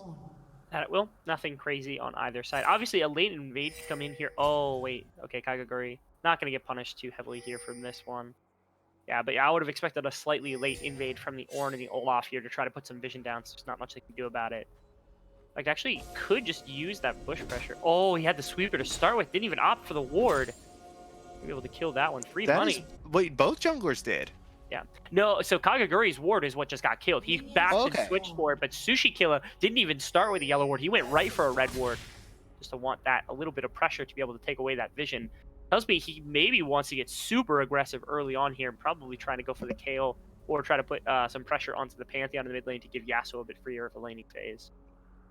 Yeah, but right now it does look like there is the Fnatic camp bush, and they're roaming up to see if they can get to the top side. That undertow does land onto the Kayle, but they're not going to be able to catch up quite yet. The flash will easily save him, but now that is going to be the red buff taking over, but it's also going to be telegraphed this time. There's no sneaky Baron take, so it's just going to be Kagaguri vertical jungling here on the side of HoneyBEE Sports. That it will. Oh, okay. Yeah, Sushi Killer realizes, oh, no flash this time, has to use the blast cone to get away, and that's going to put the Kayle really far behind in the laning phase. Just terrible. Pantheon comes over to try to supplement. Well, they had to swap. Oh, that's just horrible. Yeah, they swapped the Ornn and the Pantheon. Oh my goodness. They are playing tricks right now on the side of Illinois. The only person that's helpful. Huh? I said, I hope this doesn't end up one of those ring around the rosy games with where that Ornn and Yasuo are constantly swapping to avoid the matchups that counter them, and they could actually like stick in one lane, so that way our observer doesn't like have to keep swapping them. Actually, no, forget it. No, don't swap them. They stay where they are. Yeah, I've also seen games where like you consistently move your laners around as best as possible between the two lanes, but all it does is end up costing like half of your CS just to go back and forth. Oh my goodness, this trading. Yep. Nah, right there. I saw the stream. I just saw on the stream that the swapping went around. Thank you, Observer, for adding in the comedic effect. We appreciate it. Well done. But now, right here in this sort of situation, it is going to be for the first like level or two will be advantage for the side of Illinois Academy. Once you start to get to that 5 and 6 range, that's where HoneyBEE Sports start to take over these lanes. Yeah, the level 6 for Kayle is absolutely imperative. That's the ranged ability. That's where you can actually start to fight the Ornn instead of just being a cannon minion here for the first few minutes. Especially with the flash down there, there's just absolutely nothing Hurton Square can do about that one. Now, Sushi Kayle run the Kagaguri. Calling the Kayle a cannon minion is a little bit incorrect because the fact that this is the cannon minion's range, that's going to be the stun, and the spear actually landing onto Dandito. The thrust will not have the range to catch him there. Pretty fair. Dandito's been decent. Oh, this is... Lands the flash. The question is, will it be more? The ignite is down. That's going to be the flash. That's going to be the auto attack. The spear, that thrust, and one more auto attack will do it, or one more spear shot. Can do it? The minions will actually get first blood. Winions for the side of HoneyBEE Sports. Well done. Very, very nicely played there. Again, super close in that one. I think if Dandito hits that like second to last Q there, it would have been super close, and he might have been able to turn back and try to get the kill onto Ren in that fight, but unfortunately not going to be able to tag him with that one. Misses that skill shot. Of course, the Pantheon doesn't have TP though. He burnt his ignite during that fight, so Yasuo not really heavily punished in terms of that farm. So if he's able to drive this wave under tower, he's not ahead in farm, but he might be able to get enough experience to make it worth his while to try to deny that from the Pantheon. He's not. He's actually going to freeze it, it looks like. I didn't realize how many minions were in that wave. That he is, and freezing it here is actually probably a decent idea. Because of the fact that now it's going to be so deep into his lane, you can have the Olaf come up and potentially gank behind him. But look at that. Sushi Killer is a full level behind Kagaguri. Not sure how much that is in terms of percentage of EXP. Gage coming in from Quacker, dealing so much damage to Hurton and Squirt. That he is. Hurton and Squirtin really feeling bad in the fact that he is still in that melee matchup up against the Ornn with no damage. It's going to be a 2v2, and the side of Illinois Academy, they don't know that it's a 2v2. Looks like the Olaf, he's positioning up, but I think the Pantheon's aggressiveness might have given it away. No, look at it here. They don't know that the Gragas is here. That's going to be 2 teleports coming in. So much damage now from both sides. Who will get the first kill? It will be the side of Illinois Academy. HoneyBEE Sports lose 2. And now Hurton and Squirt teleported in. Looks like he might just die here. Auto attacks coming through. The tornado, the knock-up, sending Kale to the moon, sending Kale to the grave. That's a 3 for 0. Phenomenal little play on that top side of the map. A nice immediate wind wall is able to block a little bit of the damage from Kagaguri to start with. And of course, the TP in from Kale was really, really optimistic, if not just excessively aggressive. They are not going to win this early fight with the Olaf and the Ornn being there first and foremost. It's just really, really, maybe just too overextended. This was a fight from Esports on this one. Illinois Academy absolutely had the advantage. And now, as you said, the level advantage was in favor of Gragas, now going back the way of Sushi Killa, and he has 2 longswords to be able to clear his jungle all the faster. And now also Kagaguri, if he runs into the Olaf, there is no fighting to be had there at all. Yeah, and I'm really interested to see how the side of Illinois Academy will use this advantage, because they got two of those 3 kills onto the Olaf. Will he be able to create the pressure for his team, or will he end up deciding to just go ahead and be the carry Olaf? I really like carry Olaf. I don't think this is the composition quite for it, but obviously with an Ornn and even a Janna to be able to support him at least a little bit, there's plenty of damage behind him also with that Kog'Maw on the Yasuo. So if he wants to run into a fight with that Janna shield on, go ham. He certainly should feel the liberty to do so at this point in the game. But really, he's probably just going to take this power that he has infused into him and take these neutral objectives anytime he wants. Because again, if Gragas steps into the river and Olaf is there, Gragas has to turn around immediately because there is no fighting to be had once again. Yeah, and that Cloud Drake, I would say that it matters, but it's a Cloud Drake. You literally just get it because of the fact that you want it gone. Oh. And another fight in the mid lane. Hurton and Squirtin taking a lot of damage. He does now have the, what's the name of that ultimate, of the new double click? Divine Judgment. I remember when it used to be called Intervention. That is an ability I really don't think that they should have changed the name of. Intervention was such a good name.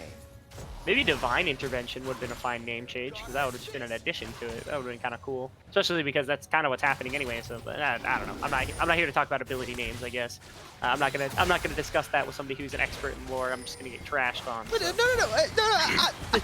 Hey, I am not a lore snob. I didn't say that. I said an expert. I was respectful and said expert. I just said I'm not gonna.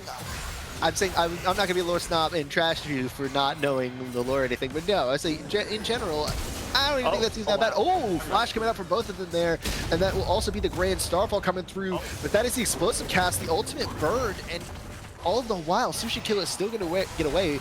Tons of cooldowns burned by the side of HoneyBEE Sports to try and deny a freaking blue buff. Yeah, and Olaf actually could have just ran directly up and taken the opposing blue buff if he wanted. So the only thing really burnt out of that one was the flash, but Kagaguri burnt his as well. The ultimate from the Pantheon burnt during that course, and so I don't know, just a really heavy trade of resources for very little on the side of HoneyBEE Sports, and you're gonna regret having that loss. Oh, he actually now here comes Quacker. I don't think they're both gonna be able to do. Oh wait, they were actually able to flash away there. Another damage coming back through. The question is, will they even be able to survive these tower shots? So much damage coming back. It will be a 1-for-2 trade, and that's actually gonna be 2-for-2 trade.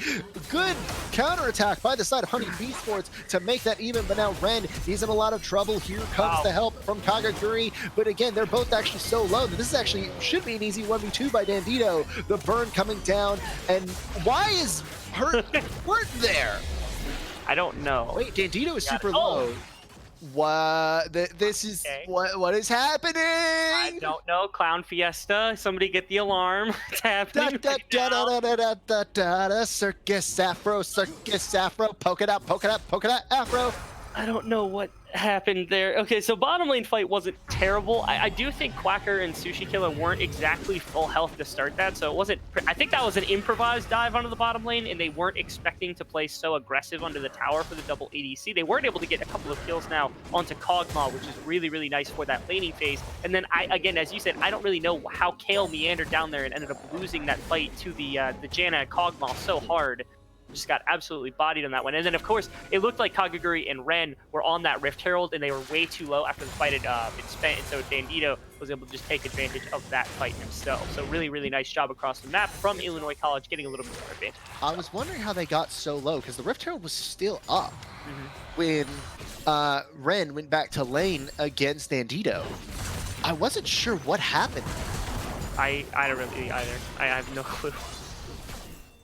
Right now, Quacker just Hey, taking a top lot of laner's those back shots. Here we go. I enjoy losing.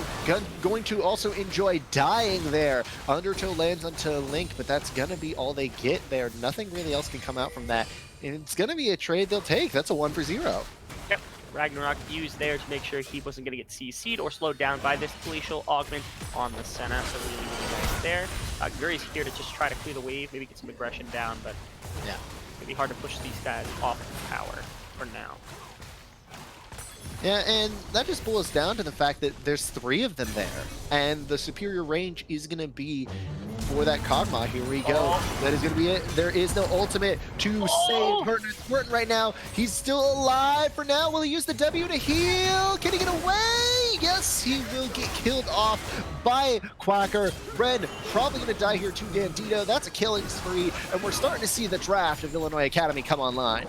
I'm telling you, man, Quacker on the Ulrun is just an absolute beast. Hurton Squirtin positioned himself perfectly, so he wasn't going to get punished too heavily and not die without taking a ton of damage from the tower, but it just doesn't matter. Orange too tanky, too much health at this point with his combine. Now also, this mid lane tower, the new wave coming in and no ultimate from, or the ultimate is free from Gragas, but he's not going to be able to stop it for the most part. Yeah. They might pull out here. Yeah, they're a little afraid of the Grogs just ulting the wave and then punishing them with tower shots, so they're going to pull out more respectful there. You know, I hate to say lost in draft, but that's really how this game feels. Like I said, if it's comfort, I feel really comfortable. Again, we saw the double ADC last game that seemed to work out pretty well for them. That was different, though. That Yeah, was it was actually different, it good was. for that situation. Senna struggles against engaged bottom lanes, and when you're in that double ADC with a Zac who can be able to provide support from such a long range, it actually works out very well. Especially when you have such a high DPS ADC as an Aphelios. Compare that to the early game, mid game of an Ezreal, who needs those items to really scale up to that later mid game, to the early late game. This is a very different draft, and they're paying for it. I do realize that, yes. I was just kind of just throwing the analog between their bot lanes being the double marksman and then that comfort. Like I said, it worked for them last game. Maybe they thought, okay, we go double marksman this time and we try to do that again. Herndon Squirtin again, he plays Kale quite a bit too, so you can't expect him not to play something like that. Oh, cast. That was a bad catch there. Now Kagaguri going from 100 to 0, almost exclusively off of Kuderik, and Quacker gonna pick him up on the backside. Ren going back in, probably gonna die off here. Divine Judgment gonna save him for just a moment, and now Quacker probably will. Nope, that's gonna be the Janet ultimate there, perfectly saving his life. That Monsoon so clutch for the side of Illinois Academy, but not as clutch as the Searing Charge. That's another kill for Quacker. He's on a killing spree. I enjoy losing, bites the dust as well. He just enjoys dying this game. That's his third. That he did. Fantastic work again under that tower. The far earlier game composition here from the side of Illinois paying dividends once again. Kuderik got engaged on by the Grogs, which is a ton of damage with the press the attack proc. The problem was he missed like 2 or 3 living artillery underneath that tower that could have killed pretty much anybody they hit, which was rather tragic to see, but he was forcing them far enough back to where they couldn't actually protect the turret as best as possible. So fantastic job from him. The Kog'Maw slowly getting towards that point where he becomes that, very, very strong on-hit ADC that's going to cause a lot of problems here for the side of HoneyBEE Esports. Yeah, and taking a look at the gold for a moment, it's brutal. It's just absolutely brutal. We see a 1,600 gold lead in the top lane. We see another 1,600 gold lead in the jungle. We have a 1,800 gold lead in the mid lane. We have almost even 80 carry on, say gold on the 80 carries, but then a 400 gold lead on support, and it is what is contributing to this 5,500 gold lead for the side of Illinois Academy. Yeah, and right now the Kale is nowhere near the first itemization. Usually you go the Hextech Gunblade, and this one I'm assuming she's looking more towards that Blade of the Rune King, just for the pure lane matchup strength it has into the health-built Horn at the moment. Again, I don't really know that that helps her later in the game. It's really good, it does a lot of on-hit damage, but again, if you're playing up against the Kog'Maw, you need more of the burst that a Hextech Gunblade would bring, and now there he's dead. Oh no, that's another dead Kale. I mean, we talk about 0-9 Kales, but I don't expect to actually see one, as there is a shutdown on the other side of the map, but they're gonna lose a tower in response. That they are. And now also, even if they wanted to keep pushing in this bottom lane, which they can't because there's no wave, but also they're going to lose a lot more pressure on the top side of the map since there's no one there to respond. Kog'Maw also able to freely push mid lane because of it. Just way better trade-off here for the side of Illinois Academy. Now the Rift Herald also going to go down that second of the game. They can look to push bottom tower with it. They can bring an inner tower where they can do anything they want. The world is their oyster at the moment. This team doesn't really get a lot weaker as the game continues. I mean, right now, all they need is some extra... Oh my god, what's the sauce that you put on oysters? Oyster sauce? No, it's, is it... No, you can't say I'm wrong. Nope. Is it Worcestershire? Worcestershire? Let's agree both never to say that word again, because I don't think either of us can pronounce it worth a damn. It is definitely Worcestershire sauce. I say, yeah, I'm pretty sure our producer is right saying that it's Worcestershire I'm saying sauce. it's Worcestershire. You can't convince me otherwise. I'm stubborn. I mispronounce a lot of things. I'm Sure know. this is one of them, but I'll stick to my guns. Well, I mean, all you're doing is shooting off blanks, so more power to you. There. You have to do me like that on stream, okay? Okay, guys, that joke sounded a lot worse, and it was definitely a phrasing moment. I did not mean it that way, so...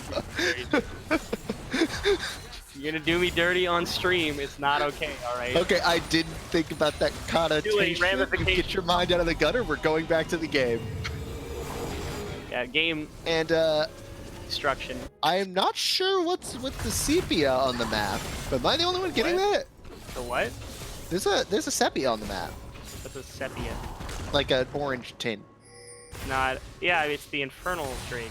No, it's like it went super into orange. Oh, I have no idea. Maybe you're just going blind. That's what I would think. Possibly. That's possible. Not saying it's improbable, but definitely not impossible at this point. Yeah, and as you can see, guys, I would say at this point, it's like this game is so far ahead for the side of Illinois Academy right now. There's not really much to talk about except for what they could take next, and honestly, that's going to be that Infernal Drake. Yeah, the other thing is that with this Rift Herald, they could definitely set up for that Infernal Drake and utilize both of those tools. It looks like they're going to just take the Infernal because there is no competition for it. And even if there is competition, they just turn for the fight and win that also. So you're in full just kind of, I don't really know, just like kind of shelter. Yeah, I was gonna, it's turtle mode is what I was gonna say, but I wasn't sure if there was a better phrase for it. But yeah, full turtle mode only here. goes forward. He does not go backwards. Yeah, but I was thinking more when they like collapse into their base and just kind of don't poke their heads out at all. That's more of what I'm thinking. Nah, you meant Wild Turtle. We know you meant Wild Turtle. I'm just... Anyway, but yeah, that's the idea. Now it looks like they're going to push mid lane with this Rift Herald. They should be able to get it relatively freely because it's just a double ADC here. And it's the double ADC here. The Eye of the Herald is going to be popped. That is the second Herald, so that's actually going to be Harold the Herald. His dad, Paul Baron, Baron Paul Nasher might show up later. His older sister, Shelly, we saw earlier in the game. And now that's going to be another charge for our boy Harold. He's going to take out so much damage of the health of that tower. That's going to be so much damage down with the Kudarik, but the Dawning Shadow doesn't do a damn thing. And Dandito pops off on the back line. It's just going to be a slaughter here in favor of Illinois Academy. Double kill there. Kudarik dies, but at the same time, #worth. You're going to be able to get an inhibitor off of this. I really thought Kog'Maw was going to go down there, and then he got a shield the size of his entire health bar, and I was like, never mind, that's not going to happen, so no pick comes off there. It was eventually that the Pantheon was able to get on the back line and find Kudarik during that fight, but well played from the Janna to keep the Kog'Maw alive for so long in that fight. And again, you can't take engagements like that. I know you want to try to keep them out of your base, but you can't just like take wild fights like that. You're just going to keep losing harder. Now it's a 7,500 gold lead here from the side of Illinois Academy. They feel so much better in this game, and they continue to push this ward line up. They have more objectives. Baron's going to come up. They might just take a 20-minute Baron. They've got Kog'Maw. They've got Yasuo. They have the Olaf as well. That's just such a fast Baron take.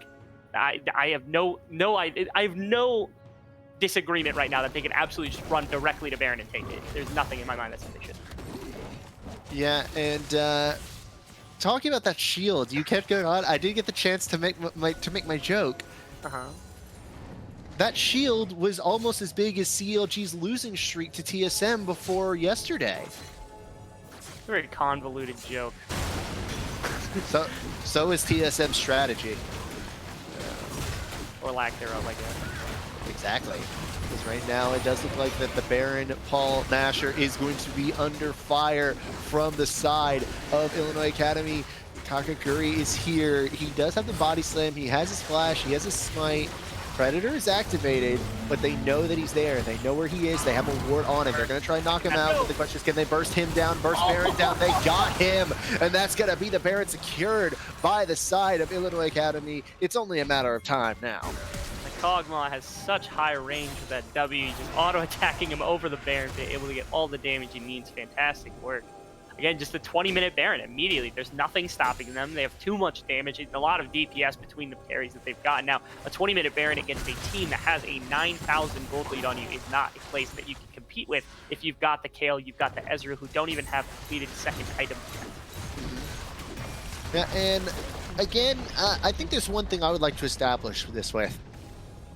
Hawa, you better give me my seashells back. I didn't bet on this draft. I bet on the first draft, and it won. All right, we might see a tented fight here from the side of HoneyBEE Sport. Yeah, but the disengage, the side of Illinois Academy, they were far too far away. And again, this is going to be a slow burn here. You have the super minions pushing into the mid lane. You have Dandito, who's basically unkillable at this point, pushing into the bottom lane. This flank is going to come out, but I don't really think it's going to do a damn thing. Quacker on a rampage, already dead is Kakaguri. This is now going to be a 4v5, but it doesn't matter when one of those is Dandito's Yasuo, absolutely popping off, takes down Hurtin and Squirtin. Does not have that Yasuo syndrome where you go too deep. Link trying his hardest, throwing out those Qs, doing so much damage where he can, but it's just not enough. Another inhibitor is going to fall here, and that will be the second in favor of Illinois Academy. Yeah, they're insanely low death timers, though, so fortunately they're not just going to lose off the back of that fight. At 22 minutes, you only have, like, what, 20, 25-second death timer, so thankfully HoneyBEE Sports is going to be able to come back up in time. But again, crippling damage on a 22-minute Baron for the base is just massive. Not to mention they get Infernal Soul, and then they can literally just walk into your base and do anything they want. It looks like HoneyBEE Sports wants to try to beat them there. But, I mean, if you take a fight around this trick, you're probably just going to lose the game. I don't know that they can contest it at all. Yeah, I think that you're absolutely right there. Overall, this is just a very, very rough situation if you're on the side of HoneyBEE Sports. Like, this is turning to the point where it's not even fun to watch anymore. It looks like Kakaguri just going to get bullied here by his opponent in Sushikilla. The level difference, I mean, there's a level up, but it doesn't matter. There's actually get a kill in the backside through the wind wall. Not sure how that spear hit. Here comes the knockup. Will it land? Yes, it will. Teleports halfway across the rift to get there. Now I enjoy losing. My man, his 5th of the game. He just enjoys dying. That he does.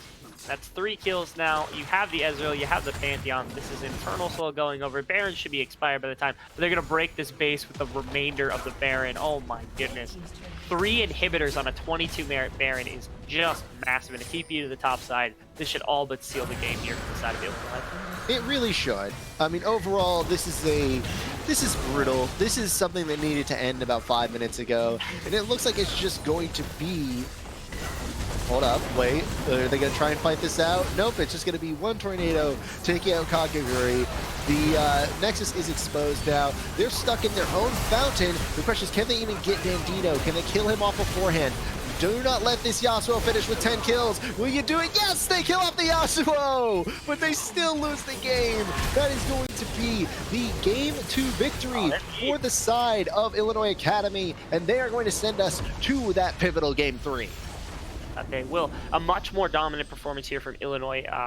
It was a great game back and forth in game one. This game was just so more dominant. As we talked about it, that the draft is really what did it for us. There isn't a lot of team fight potential here from the side of HoneyBEE Sports. There was a lot of damage. Actually, wouldn't shock me to see if Link did some of the most damage in the game. It would not shock me. He did. Yeah, he actually did the most in the game. It's not shocking to see. He was landing Qs over every single fight. They were taking a lot of damage from Link, but it wasn't enough because they couldn't execute anything. They weren't able to get any of the kills that needed to come through for those fights. So really, really nicely played here from the side of Illinois, executing on a superior composition to take game 2.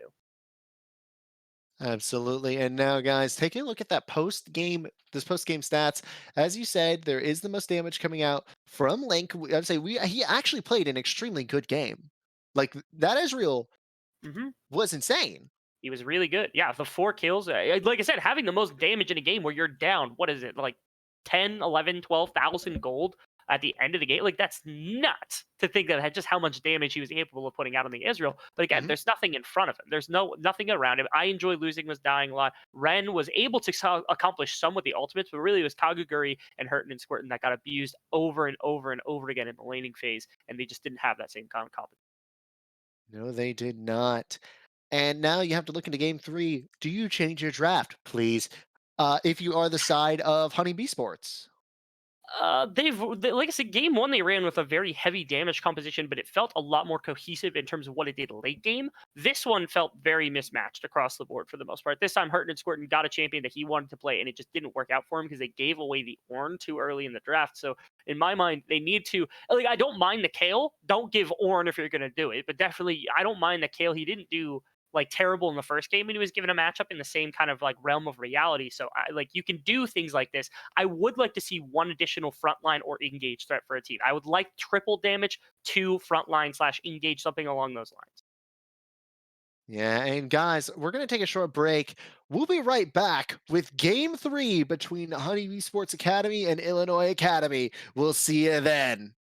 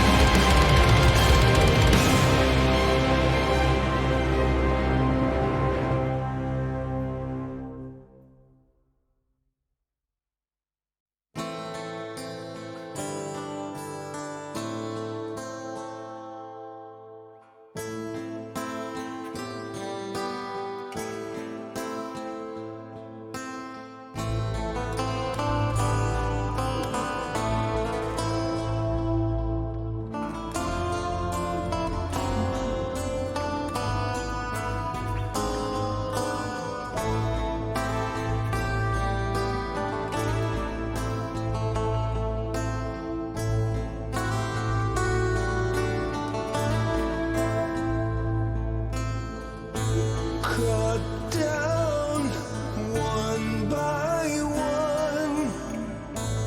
No sound remains. Don't fear if death finds you this day.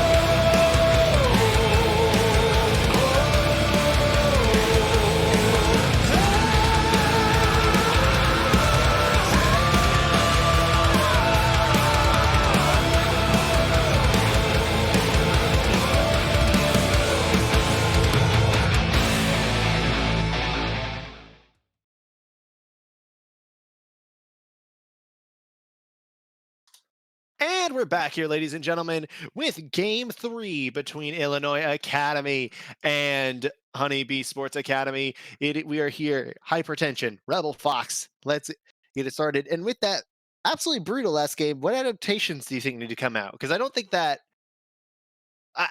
game needs to be discussed much. No, it was like I said, from the drafting phase, there were just very, very clear ways for Illinois to win from the start, and not a lot of clear ways for HoneyBEE to win outside of just completely dominating most of the fights and skirmishes purely on an individual level, which was not going to happen. So in this one, I mean, it's just clear HoneyBEE Sports, draft yourselves a little bit easier of a way to win as best as possible. So that would be the best way to go about it. You can still take a lot of the damage. You can still take some of the comfort champions. Just be a little bit more wary about what you're giving over to Illinois if you're going to do. Absolutely. And now, knowing these champions, what do we ban? What do we see banned? And why is it Ornn? Or why is it picked Ornn? I mean, now, what is it? It's Illinois on the red side. So if they don't ban Ornn, it's always up to red side to ban. And HoneyBEE Sports, last time they banned out Cassiopeia, Cladarius, and they've done that 2 games in a row, pretty much nonstop rapid fire. So I don't know if they have to ban it again. If they take the Ornn, again, you have the set potentially available, unless Illinois just doesn't want to take it. So again, if you don't ban Ornn on the red side and they don't pick it first, then you can get it second rotation along with something else powerful. So I'm curious if Illinois wants to test the waters with that. Yes, and we did have a little bit of an issue where the team started up draft too early. We're going to have them repeat the bans and picks here that they did in the previous version. And yes, looking at it here, it is going to be Kled, Janet, Cassiopeia, Yumi, Zach, Vladimir banned away, and it will be the Aphelios first pick by the side of HoneyBEE Sports. That Ornn is still going through. Yeah, they're going to first pick it here. Not shocking in the slightest. Not to mention, Please pick Braum. Please pick Braum. Cassiopeia, you have tons of things that you can work with. Yeah, Braum, certainly something. They've gone double ADC in every game. Senna is available, so I might expect to see that come out. But again, the Ornn Olaf works so well in game 2. It's shocking to see them let it through this just for free, essentially, in game number 3. I'm shocked whenever I see any Ornn let through. I think Ornn is not only too strong right now because of the amount of damage that Brittle does. That is why Ornn is so powerful, and that's also why you don't see other tanks like Scion, why you don't see other tanks like Mundo dominating the top lane. It is the damage that Ornn does combined with his ornaments and his engage, but that's a Trundle. Yeah, Trundle, likely the jungler, I would assume. You can take it in the solo lane against Ornn. It's not actually the worst at dueling in a lot of cases. If you're able to use your W movement speed effectively to dodge skill shots, it's not terrible, but I'd expect jungler here. Braum, please, Braum, pick the Braum. No, seriously, if they pick the Braum here, that's actually a very good denial draft thus far from the side of HoneyBEE Sports. Well, it gives them a great thing. Oh, the Nami. They don't pick Braum, and they get the Nami. All right, screw it. Yeah, Hyper still did. Let him. Don't let him. No, I was going to bet on HoneyBEE Sports, depending on the draft. Nope, I'm just not going to bet anymore. No, nope. No, okay. No. Nami has tilted me so bad, I refuse to bet. I have to see very specifically that there are 3 blue champions on the blue side. I got to give them respect for that color coordination. Thank you very much. No, they have 2 blue champions and a brown champion because all Nami is a steaming pile of crap. Ugh.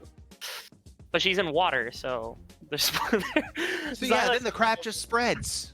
it just spreads. That it does. All right, back here. You We see won't post diarrhea. won't talk about the Nami pick anymore. We'll leave it be for now. Silas, Kale banned out, Mordekaiser banned out. Let's see what the next pick. Obviously, it actually looks like they're planning. Okay, you can talk. Let's have you talk some.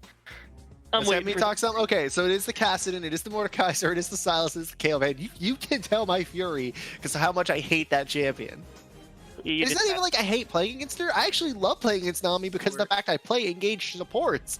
Like this Rakan here. I like this matchup here for center Rakan because there's so much lockdown and so much setup. You have Aphelios who's super mobile. You have Nami who can really only block with the bubble that you can easily dodge with the grand exit. Yeah, certainly plenty of on the Rakan to be able to dodge out. Here's my curiosity. You're going to find out what the solo laners are here from the side of HoneyBEE Sports, and I have a creeping curiosity about something that I hope they can answer for me. It is a Maokai. Yeah. Hopefully that turns out better than Bjergsen's Maokai, because that was crap. So, let's wait to see if it's mid lane first, because I actually have a creeping suspicion. Aren't you a TSM fan? A little bit. I mean, I like all teams. Okay, this is bad. Illinois, okay, yeah, my thought was either Yasuo, and then they could also pick Darius, depending on what laning phase they want. I think I like Victor into Yasuo. I think Darius could still be picked into Maokai to just purely abuse that lane, and then you throw the Horn mid to shut down Victor, and Darius is like one of the key picks here from the side of Quackers here. So it's possible that that comes through. I don't know if that's going to be the case. Look at that, I read it like a book. Yep.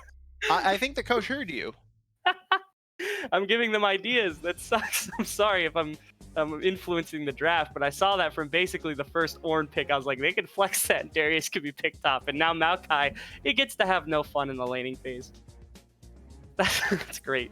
Yeah, and right now, that is the draft that you see on the screen. That is likely a Darius top and Ornn mid. That is likely a say that is going to be Senna Rakan in the bottom lane. That is going to be Olaf jungle versus a Aphelios in a pile of crap, a Victor in the mid lane, a Trundle jungle, and a Maokai. I was so much loving this draft. I loved the Aphelios pick. I loved the Trundle pick. And then you throw in a freaking. Then if you look at here, you throw in the Braum.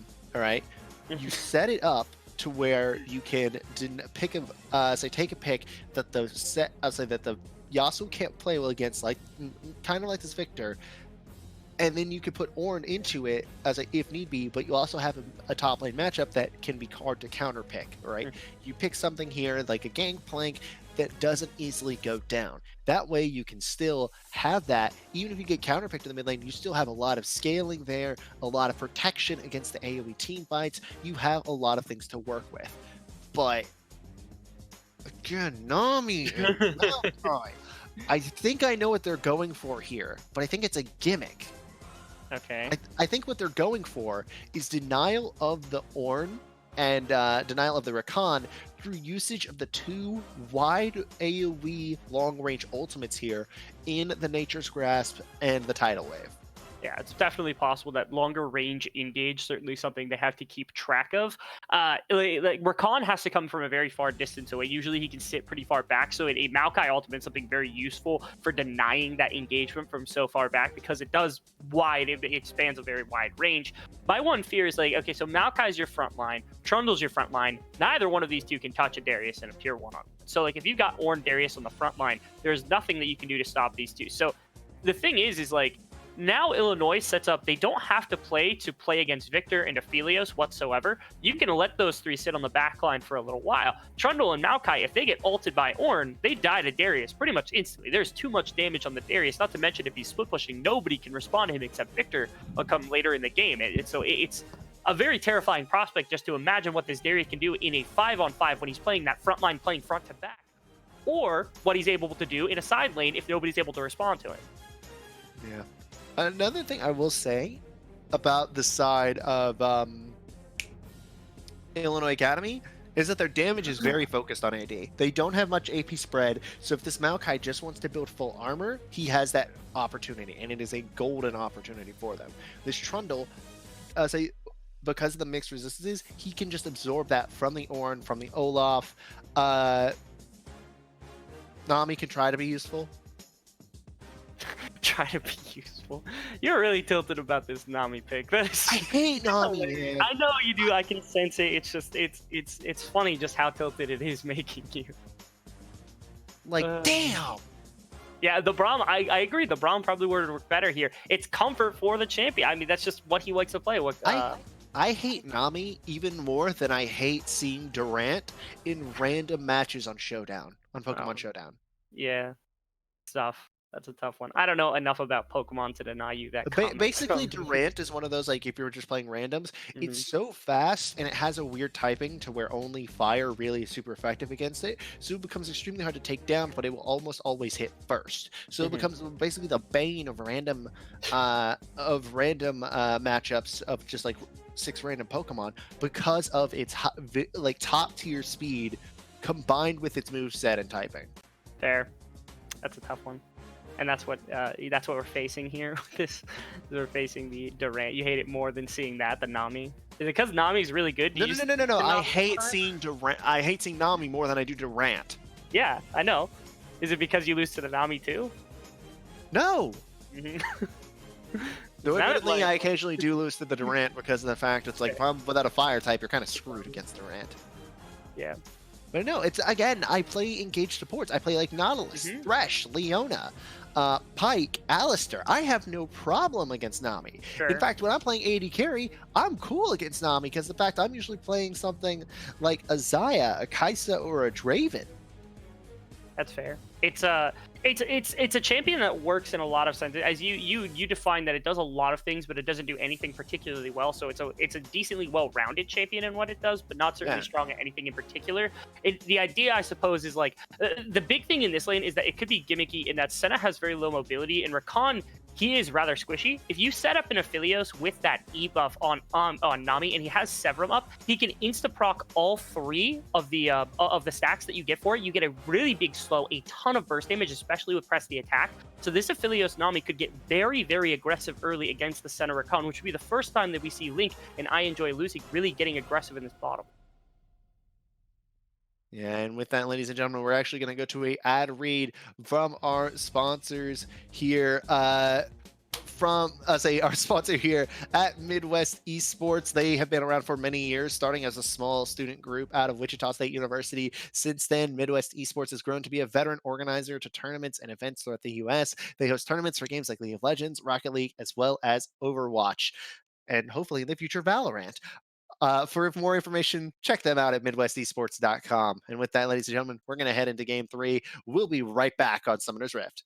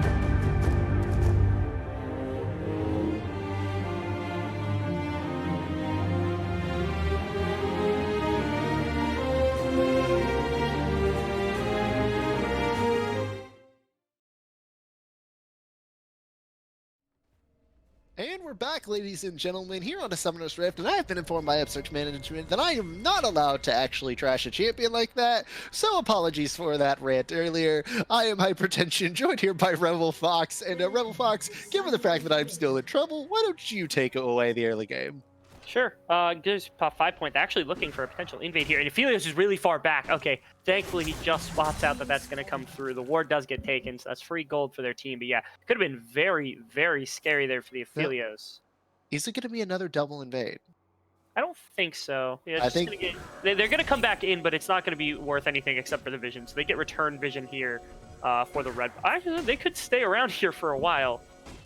They might just take the red buff. Yeah, they haven't seen him leave, and they haven't seen him stay either. There's no information that would say that they're going to be here. So actually, it'd be a pretty well taken game. I think Nami was able to spot out the Olaf. she did something. She's a ward. Let's go. Sorry, Hua. But no, yeah, okay, looking at this invade will actually go off much better for the side of Illinois Academy. They do have the advantage in terms of the Olaf will have that little bit stronger early game. Even if the pillar does inherently counter Olaf's aggression and his early game power, you need to get the pillar first. And usually you don't take the pillar until level 3. Actually, I've seen some really cheesy strategies specifically gated towards something like an immobile mid laner where you take pillar level 2 and run immediately from your blue buff directly mid lane, throw the pillar behind them and try to burn something. I've seen it actually completely win laning phases even without burning a summoner spell. It's possible he does that right here. It doesn't look like it though. He's just going to respond instead and take that red buff on his own. Not going to have to worry too much. And the Trundle does clear really, really fast with that WQ, so yeah. it's certainly not a that's certainly not a deficit here. He's going to find. What skin is that the Darius is using? Is that the Hex Tech? Oh, that's High Noon Darius. Okay, I've never seen that skin in action before. Oh my goodness, yeah. The Darius also has some of the highest health regen in the game, so when he goes triple Rechu feed, it's like he has permanent health potion basically ticking on him at all times. It is ridiculous to see that kind of thing. Not to mention you can build it into, you don't really go Tiamat most of the time. Nami, here we go. Nami getting engaged upon there by Waka. You know, that's what I don't think I said Waka's name one time in that second game. Yeah, Wakanari. I don't think that's actually the first time I think I've said the entire name for most of this. I'm just calling him Waka. No, you said it in game 1 at least twice. Oh, yeah, all right. Well, there we go. In game 2, yeah, I think you're right. I don't think we actually use the name very much. It's just that Janna didn't do anything. Yeah. Janna didn't do anything. It had some decent disengages, but in this one definitely has the better priority champion with the Rakan in this one, being able to make those engagements happen. Yeah, and I much like this champion better. I think that particularly those mages aren't as strong right now. And I still think that engaged bottom laner, say supports, are the meta. I think that they are the defining picks now, but look at Dandito. The thing is, the Ornn can actually destroy the pillar with the Searing Charge, but it is on cooldown right now, has to burn the flash, and that is going to be a rough laning phase now for the Ornn. Yeah, and able to respond to get his own red buff back, and then also pulls that mid lane gank with the pillar that I was alluding to just a little bit ago, so really, really nice job there. Could go top lane and try to pull the same thing over again, but not likely to be able to go up and aggress against that Darius very quickly here. Yeah.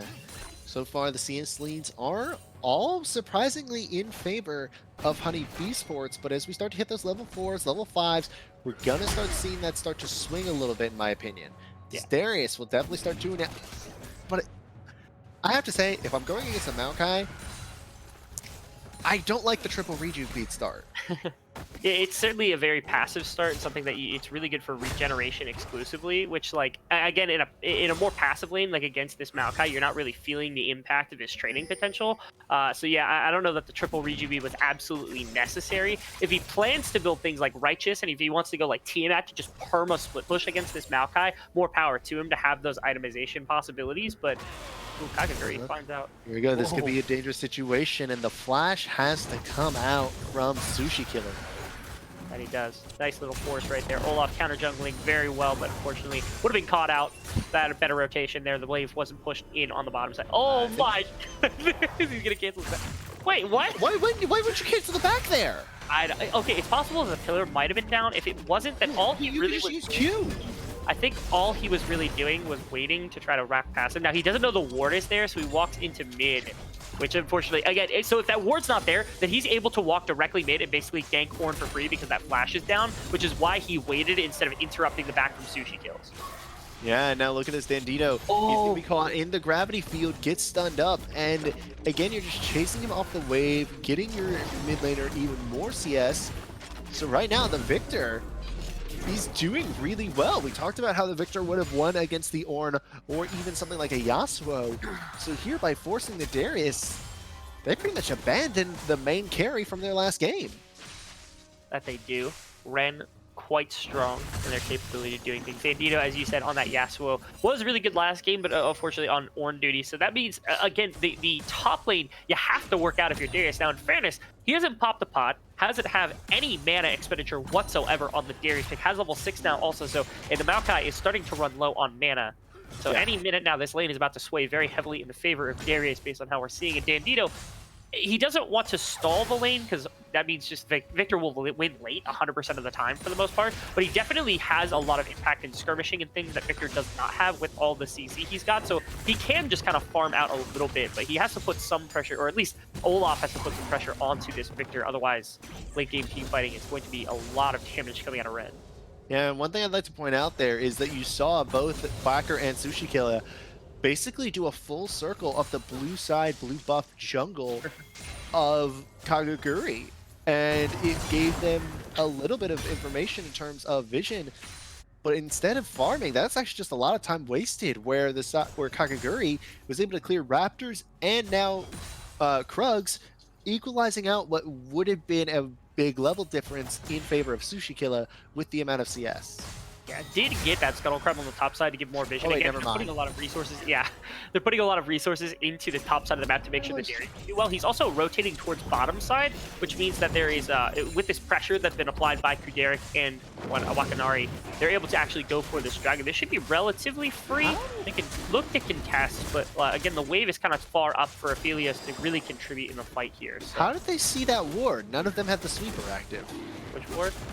How did they see that ward in the pit? Probably That was last plant. Olaf hit it when he came in. Oh, okay, that makes more sense. Okay, I had no idea how they saw that because it didn't appear to be visible at the moment because I didn't see any sweepers or any control wards. I was thinking, wait, what? Yeah, perfectly fair. It's a little, that'll catch it just because you don't really see it in the observer mode, that you're not able to see that kind of thing happen. Oh my goodness, Maokai is really far in the jungle. He's just trying to get some vision down.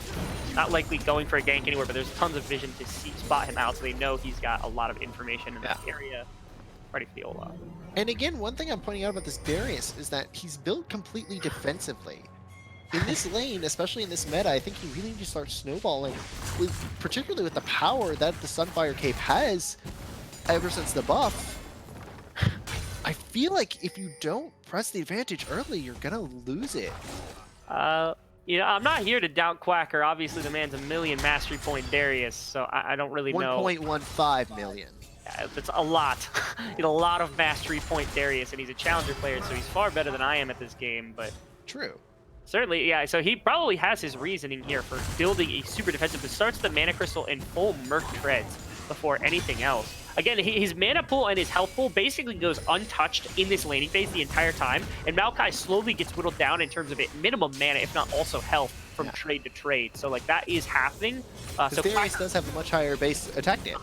Yeah, not to mention also, again, with that triple reach beat, even if it's a good trade from the Maokai, all he has to do is really sit there, and then there's no trade ever, because it's like he has a permanent health potion running. Give or take, and it's gonna lead to them taking this Rift Herald up in the top side, while the side of HoneyBEE Sports are trying to win these CS leads. The objectives are just going all in favor of Illinois Academy. That's gonna be Shelly, the Rift Herald, falling, and she's gonna go into the pocket of Sushi Killer. Okay, I saw the summoner. I didn't see the summoner spellbook at first. For a second there thought that Bandito had just straight up taken field teleport and forgot about everything else in the game. That possible, yeah. Just switch those out because he, of course, has that unsealed spellbook. You take it mostly of the time in losing league just because it does help a lot of the time when you need some of those defensive summoners if you need exhaust, or especially because his flash is burnt right now. He has that heal just to make sure you can get out of ganks if necessary. Especially if it's There you go. That's going to be the engage. The grand entrance. Going to help him get out, but the Moonlight Vigil doesn't do much. He's got one of the worst combinations for damage on the Moonlight Vigil. So that's just going to be sort of a moot fight at the end of the day. Here comes Sushi Killer. It's gonna be the Ooh, Reed right coming there. down. I don't think they're gonna be able to do anything, but it actually cancels out. What? Yeah, you have to hit them during the point where they're actually channeling that, so it's not about disrupting the actual channel itself. Once the 1 second channel time is done and the Rift Herald's placed down, there's no disrupting it. It's literally the quickest possible timer. The bubble would have had to be out before Sushi Killer was putting that down just to be able to hit him in time. Another reason I don't like Nami in this situation. Yet another reason, as if you needed more. Hey guys, start up a thing. Take a drink for every time I crap on Nami. But now it looks like in the mid lane there's gonna be a down with the Sushi Killer. That is gonna be the Chaos Storm for some reason. Yeah. Not sure about that one. Gets a little bit of health off him. Honestly, just helps with his clear speed a little bit, so could be helpful for him. But yeah, uses that blue smite also. Thankfully, because of that slow, he picks up a little bit of health, or he picks up a little bit of movement speed, slows down the Victor, and then also because he has the Nimbus cloak, you'll be able to get a large amount of movement speed from that. So a really, really potent combination to get him away from that gravity storm. Or chaos storm, I apologize, call it gravity. Wait, Nimbus Cloak. Yeah, Nimbus cloak.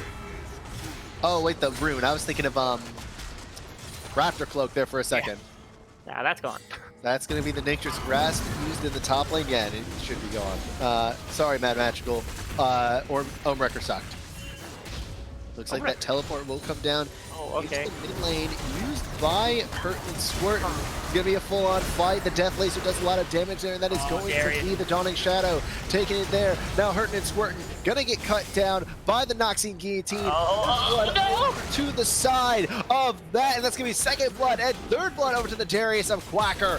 Noxian Guillotines all over the place. Viva la Revolution de Noxus! Fantastic work from Quacker, and not to mention Wakanari, both of them collapsing very quickly into this mid lane, knowing the fight was going to come through. Bandito would have been ulted by the Trundle, but I think he got burst out very early in the fight, so it kind of might have come through, but certainly fantastic job. And now 3 kills over to the Darius, will be able to complete the Trinity Force soon enough, and that's going to put him very ahead in the laning phase. That very early TP from Hurtin and Squirtin didn't really pay off whatsoever. He wasn't able to deny anything. To back before he did that. Now look in the bottom lane. That's actually so much damage on a Turek. He's gonna get taken down. Link does deal out the damage now. Dandito, he's into a lot of trouble. Tidal wave coming through. The Nami's being useful. Here we go. So much lockdown from the Aphelios to Infernum and Gravitum being the weapon choice now. Sushi Killer, he has flash though. Can he get out? Looks like that answer is yes. There was no Moonlight Vision to come out on the back end, so that is going to just be a 1-4-0. Yeah, the free Drake off the back end of it, an outnumber on multiple occasions there. Able to find it initially with the Aphelios Nami onto Kuderic, who didn't back off. I don't know why, he was just consistently pushing that wave. Could have left at any time. Also baited the TP out of Dandito, thinking that he could have gone back. So now TP and flash down from him, as well as the flash down from Sushi Killer, who is trying to bail out Dandito, only to find Kagakuri there already. So it was just fantastic little rotation. This is exactly what we saw them do in game 1 to allow them to win a lot of fights. Thankfully, no kills go over, so no gold reprieve, but definitely a lot of those summoners going down is a big deal. Yeah, and another thing I'd like to mention is we don't have any useless Drakes in this game. I mean, look at it. We have Ocean, Mountain, and then Infernal is now Quacker under tower, taking so much damage from that.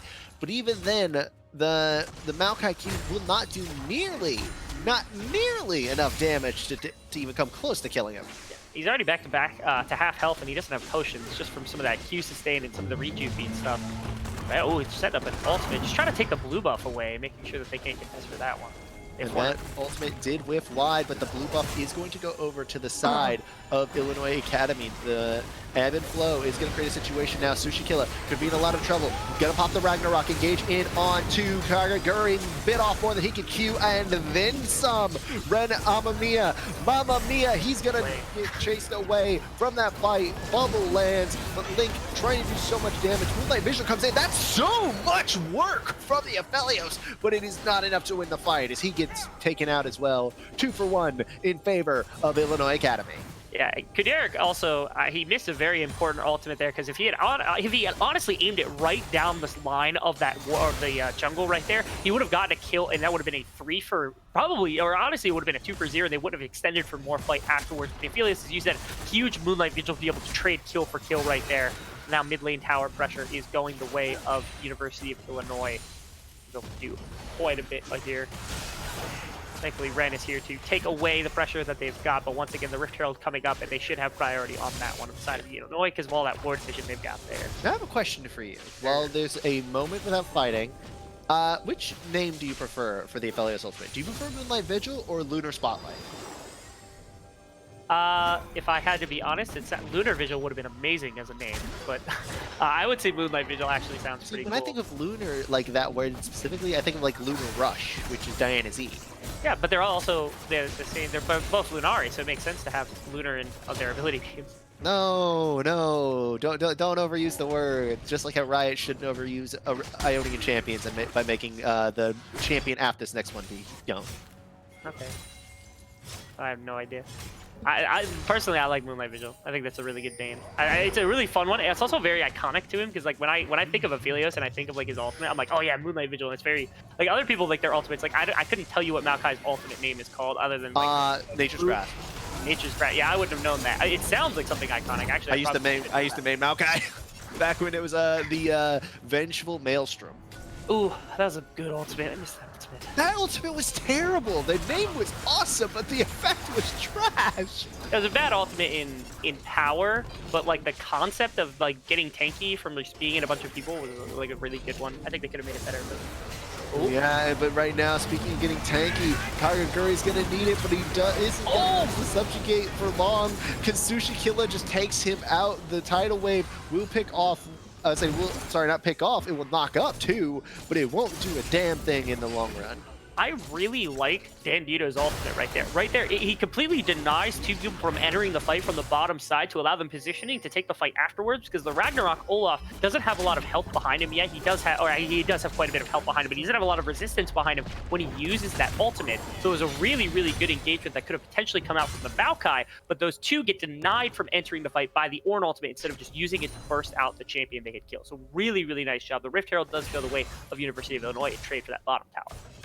Yeah, and right now, University of Illinois, they are in full control here of this game. They are about 2,000 gold in the lead. You have this Ornn in a side wave. You have this Darius in a side wave. You have a very easy 3 setup here. This is your ideal 1v1, 1-3-1, ladies and gentlemen. It's just going to keep happening like this because you can't really oppose the Ornn right now, even with the Victor. You cannot oppose the Darius at this point in the game because he's got his Trinity Force. He's got his Joram's Fist. It's a yikes right now for the side of HoneyBEE Esports.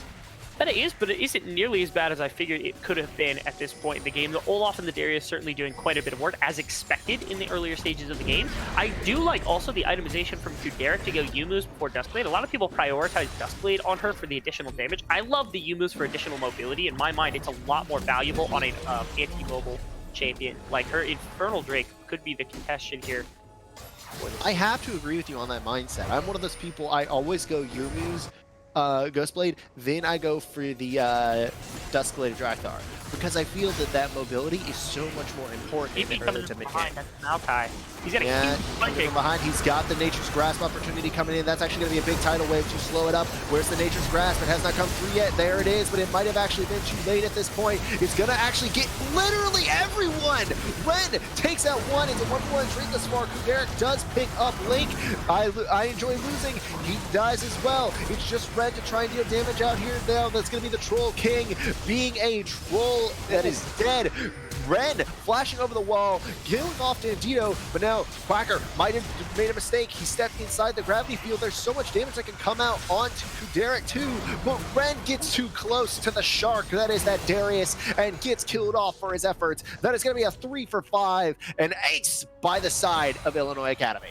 Just a little bit of gold advantage on the side of Illinois won on this one. Not to mention Kuderek had fantastic positioning, wasn't really touched on the backside of the fight for the entirety of the just the duration there. Sushi Kills was on the front line, Wakanari also on the front line, both soaking a lot of damage, but Quacker never really took a ton of damage during that fight, so he was able to front line the whole time. And again, Kuderek's positioning what really won it for him, but phenomenal team fighting from HoneyBEE Esports. Despite being down a fair amount of gold, they found a ridiculously well-played fight and a little bit more contention. If that Victor has a little bit more damage, they probably walk away with a team fight win right there.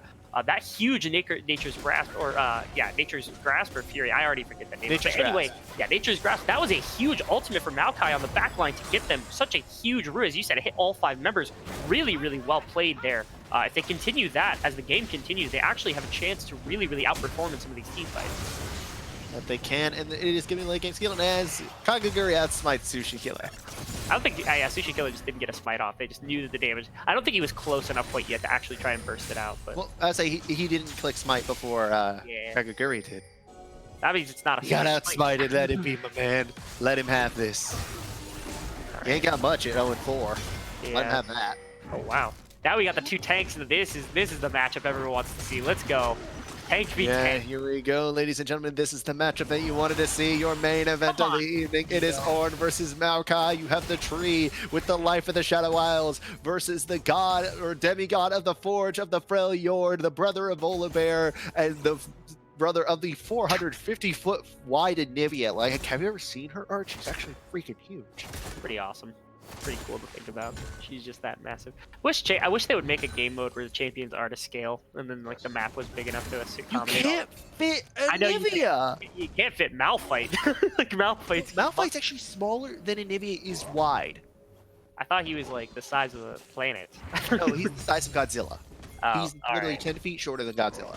That's a shame. For those of you that don't know, ladies and gentlemen, I'm the guy that actually did those measurements to figure out not only how tall Malphite was, but how long Anivia's wingspan is. Like I said, this is why I don't contest him on anything. Anything he says goes. He's the expert on this, not I. But yeah, it would be fun to have a game mode like that where you just have everybody to scale. The thing is, like, it would just be can't fit on the constant map. of Ornn, Volibear, Anivia, Galio, Malphite. You would have the occasional Cho'Gath, but he'd Okay. still be small potatoes. But picture this. Picture how small and Yordle Aurelion is, Sol. like not being able to see them. Like, yeah, you have all those big champions and really small champions. You have this big trade-off of like massive champions versus very tiny champions. I have Really? one word. I have 2 words for you: Supernova, fastball, bam, Aurelion Sol wins. I don't know. And most of those words, I understand what they meant, but not what they mean. Supernova, like he could just throw a star at somebody. Oh, I guess. But he has his W. Like that's all right. You know what? We won't talk about theoretical game modes for Riot to steal our ideas. Okay, if they want us to take it, it's our Yeah, they intellectual have property. enough right now with Valorant, which looks awesome. Just like right now, how the side of Illinois Academy are looking awesome with 3 towers to 1. They've taken 2 in the past minute and a half.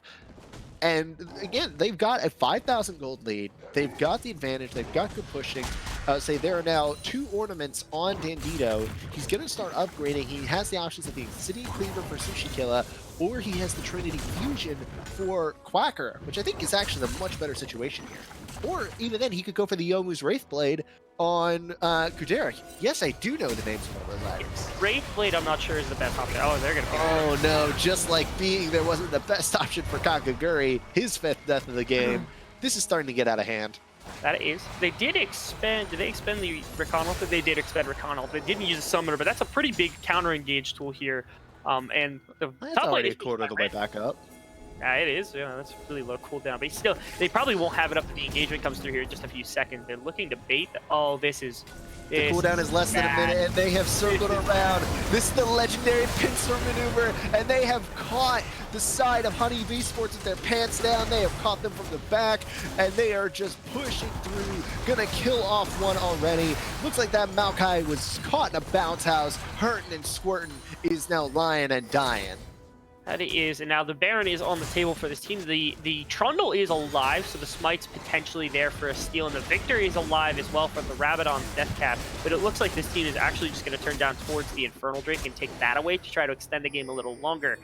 With a Baron buff, I don't think you can actually stop Quacker at all in a side lane, like at all in a side lane, because of the resistances that minions get against that magic damage. So even Victor can't clear against that. This is really only a trade that's beneficial if you're able to extend the game long enough, but I think this Baron might speed it up fast enough to where it won't matter whether you are able to extend with the goal. One thing about Baron is that it gives extra resistances of magic resist to the minions that are buffed by it. Yeah. What is the primary form of wave clear for the side of HoneyBEE Esports? Who is It's their Victor. current main carry? It is the Victor, as you said. That Death Laser is your main form of wave clear. Well, now it doesn't do nearly as much, particularly the cannon minions, because correct me if I'm wrong, but don't they receive double resistances? I believe they do something along those lines. There's a lot of really weird mechanics that come along with Baron that I don't actually know all the numbers on. I just know that as the increased magic resist is going to make it super hard for Ren to clear waves. But again, if they want to go 1-3-1 instead of having the Darius in with this 3-person, they should absolutely do so, because there's like no one can respond to him at all. His wave, if his wave is large enough, he will just push through any tower. He absolutely will. I mean, right now, that Darius is a monster. They did choose the Trinity Fusion to give him. I imagine next is going to be the Obsidian Cleaver onto Tsushikilla, but he's right now going to have to pop the Ragnarok. They can't lock him down. They can't put the pillar down in time. He's going to get out alive, scot-free. That he will. Gonna get healed up too by the Senna. Yeah, his W also gives him quite a bit, so he's back up to 3/4 health, and there's nothing he can do. Ornn on the bottom side of the map, having to deal with the Maokai, but nobody... Wait, why are they doing this? I still think Quacker should be in the side lane. He probably should, but right now, he's actually the target here. Gets locked up and bounced around, but still there's so much damage coming out here. Now, that's actually going to be a great Twisted Advance coming in, but it might not be enough as Dandito's doing more damage to them than they're doing to him. Now they're starting to cut him down. Nature's Grasp locks down the side of Illinois Academy. It's a 1-for-0 thus far. Let's see how this can progress for the side of HoneyBEE Esports. Can they manage to turn this? Waka is caught between a rock, a hard place, and a pillar. It's a lot of damage coming down onto the side of Illinois Academy, but they're just going to disengage. Yeah, they have used every single tool there for enough damage to try to get a pick off. They do get Dandito in the end. As you said, he had traded a lot of damage back. The problem was HoneyBEE, or my apologies, Illinois had taken so much damage in return while trying to approach to help out Dandito that they aren't able to take the fight afterwards. So despite the fact that there are no ultimates left on the side of HoneyBEE Esports, they're unable to do anything. Now they're going to push this wave, might be able to get this tower, which is a pretty nice little grab. Ooh. There we go, Engage going in, Twisted Advance onto Waka, who takes a lot of damage for his efforts. That crit will not save him. Double dunk. Will we see the Penta dunk here? They're going in straight for Kakaguri. Oh, what? Whoa, Quacker going in deep, trying to apply down those stacks. The question is, how much longer does he have the Noxian Guillotine? We don't know. He is in Noxian Might, so he does have more damage. He does not have Flash, though, so he can't chase it. We're not going to see the Pentadunk yet. But no, okay, that's going to be the Noxian Might stack down. He's cut down. Will the Chaos Storm get him? Quacker stays deathless. The Tidal Wave doesn't get either Waka or Quacker. There it is! That's gonna be the subjugate for the kill! That's the ultimate, just trading HP! They're gonna lose the game likely off of this whole exchange by losing this inhibitor, but at the same time, they get a moral victory. They got Quacker. They did. Gonna be able to buy that Gargoyle Stone plate, so next time when he's done ulting, he will be terrifying in the middle of the fight. But yeah, good re-engagement there. Hurtin and Squirtin tried his best to just be the front line and soak as much damage as he could, but he ended up costing Link his life because of the flash from Quacker getting onto him with those fully stacks of the Noxian Might. So really, really phenomenal from Quacker, taking advantage of that fight, pushing in for the inhibitor. And now very definitive advantage over the game, have complete control of the map. That's really the game breaker right there. It feels very heavily like now all control and all potential of winning the game goes away with Illinois. It's up to them to lose the game now. Yeah, it's just that was a game kill. That was a heartbreaker too, and it also does look like the Obsidian Cleaver was the next ornament to be picked up by the side of Illinois Academy. So now you have that item which gives 60 attack damage and 550 health to that Olaf. That is insane. Gotta love it. The Obsidian Cleaver Olaf is one of my absolute favorite builds, especially when combined with the Warrior, just because you do so much damage and you're rather tanky even when you're out of Ragnarok. When you're in Ragnarok, you're just scary beyond belief for any carry if you're not able to kill him fast enough. So I love the Obsidian Cleaver on the Olaf for the upgrade. Nothing yet on Kuderic. I think they might be waiting to try to get him that Infinity Edge, but he hasn't even opted to buy any crit whatsoever yet. That would be the most optimal, but... I want to see that Ornn build the Frozen Fist. I want to see the 125 armor item, because that item is ridiculous in terms of defenses. Yeah, the one thing is, like, it is less gold efficient than the Forge Fire Cape, and it's already been finished as the Forge Fire Cape, so I don't... Here we go, Nature's Grasp is going to basically lock down everybody. The question is, will they be able to wombo it out? Right now, that's going to be 1 kill already. Noxie Guillotine does take down Hurton and Squirtin, who again was just lying and dying. Looks like Quacker's probably going to get this next one. Double kill, double dunk there. Not wearing the Dunkmaster Darius skin, but still, he's level 16, so that refunded the entire cooldown of Noxie Guillotine. At it. Well, fantastic. You're going to be able to use it for the next fight as well, and they push them back out. Again, there's just not enough damage right now being able to come down. It actually looked like a decent engagement to start with because Wakanari took quite a bit of damage, and also Dandito was very deep, but the Senna ultimate is what kept specifically Wakanari alive to be able to, I believe it was Ren who got pushed at the top of the fight and wasn't able to contribute all that much, which bought enough space for Quacker to just move up the bottom side, kind of front to back, and just clean house with his ultimate. So really, really well played from Wakanari, and a great ultimate again from Kuderek to set that one up more. Yeah, and right now, as much as I really hate to admit it, the Nami CC is actually good, but from I Enjoy Losing. But the problem is that it's too little, too late. Like the lack of ability to like apply down in the early game now means that the carries are so far behind. There's no damage to come out. Yeah, so if you're going to play Nami, which, of course, as you said, it's kind of controversial in the first place because other enchanters do pretty crazy things, but obviously, if you're going to play Nami right now, the most optimal way to build her is just pure AP. Like, pure AP is just as good as anything else. The Ardent Sensor isn't terrible, but honestly, what you do is you go the Athenes, and then you go more AP style because you do a lot more damage and you have a lot more of that like ability power to stack into those abilities, things like the heal, things like the E especially, to set up your carries to do things. And like you said, at this point, you're really doing nothing but providing a little bit of CC for fights. So your healing is basically moot at this point just because of the previous wound built on the other side. Oh, Dandito! Wait, how did he block that? It's actually going to be a break. Grass is going to get right on top of Kuderek, but I think this fight actually might be going the way of HoneyBEE Esports. They've taken out 2 already, only losing 1. That's 3. That's 4. Oh, Quacker! Oh, wait, Quacker! Quacker! Oh my God, can Quacker turn it around? He's got 2 kills thus far, I believe. That's going to be it. 1 more hit will do it, and the Nami shuts him down. No, yeah, the base is being broken. The Winions, though! The Winions are taking down the base. Looks like that's going to be the channel at the back from I Enjoy Losing. And they're not on the turrets. Wait, are they not? No, they're not. They're outside. The minions had spawned and something off the tower, so they're going to get banned here. Spectator. Okay. Kagaguri, insane pillar, just blocked that Ornn ultimate and saved the entire fight, because then the setup came through. Hurton and Squirtin able to get all of his CC out, stack that on the gravity field, and there's nothing left to do. No one's in front of Kuderek. Everyone takes basically full damage from Chaos Storm, and it was just an incredibly, again, HoneyBEE Esports showing their proficiency in the 5-on-5 team fight once again, this time saving themselves a little bit more time, potentially to contest for the next Infernal Drake, maybe try to stall out for Elder, push out some of these waves, get some of the towers back. This is great for them, especially because the Victor pick is starting to really scale up very well. As you said, Quacker almost the hero of that fight, cleaning up, but again, the CC from that Victor just too much to handle, and the Nami combination as well, just making life not very easy. Oh, definitely. This is a hell of a game thus far in terms of just wild stuff. Also, there is going to be the Yumi's Wraithblade.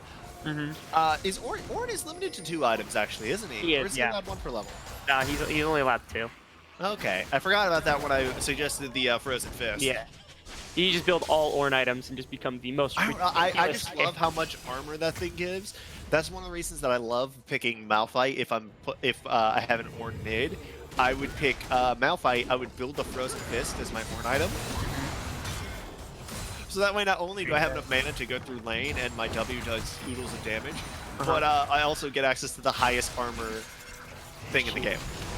Crazy to be able to do that kind of thing. And right now, I mean, you're talking even with what is he? He has Thornmail and he has the Forge Fire Cape alongside 10% additional armor. He probably has armor in his runes and he's got Ninja Tabi. So you're talking about his base armor. I don't know what his base. What is it? 80 at this point. So he's talking like 350 armor right now on this Ornn. That's just crazy to think about how much armor he's got. But he doesn't have the magic resist really to back it up. So the Victor, who's doing most of the damage, is crazy. Let's take a look. He has 364. Oh, well, that's close for back of the yeah, you were extremely close for just spitballing it. Yeah, I mean, I'm good with numbers from time to time. Same. Yeah. Anyway, yeah, I mean, like I said, what's really important, though, again, that magic resist, I don't know how high it is, but it can't be even close to that number in Victor. The magic resist is 211. Yeah. Yeah, like I said, that's quite a bit, but I mean, it's still a lot, but the Void Staff is also tearing that to shreds right now, so the Victor will be putting out the damage on the 750 AP.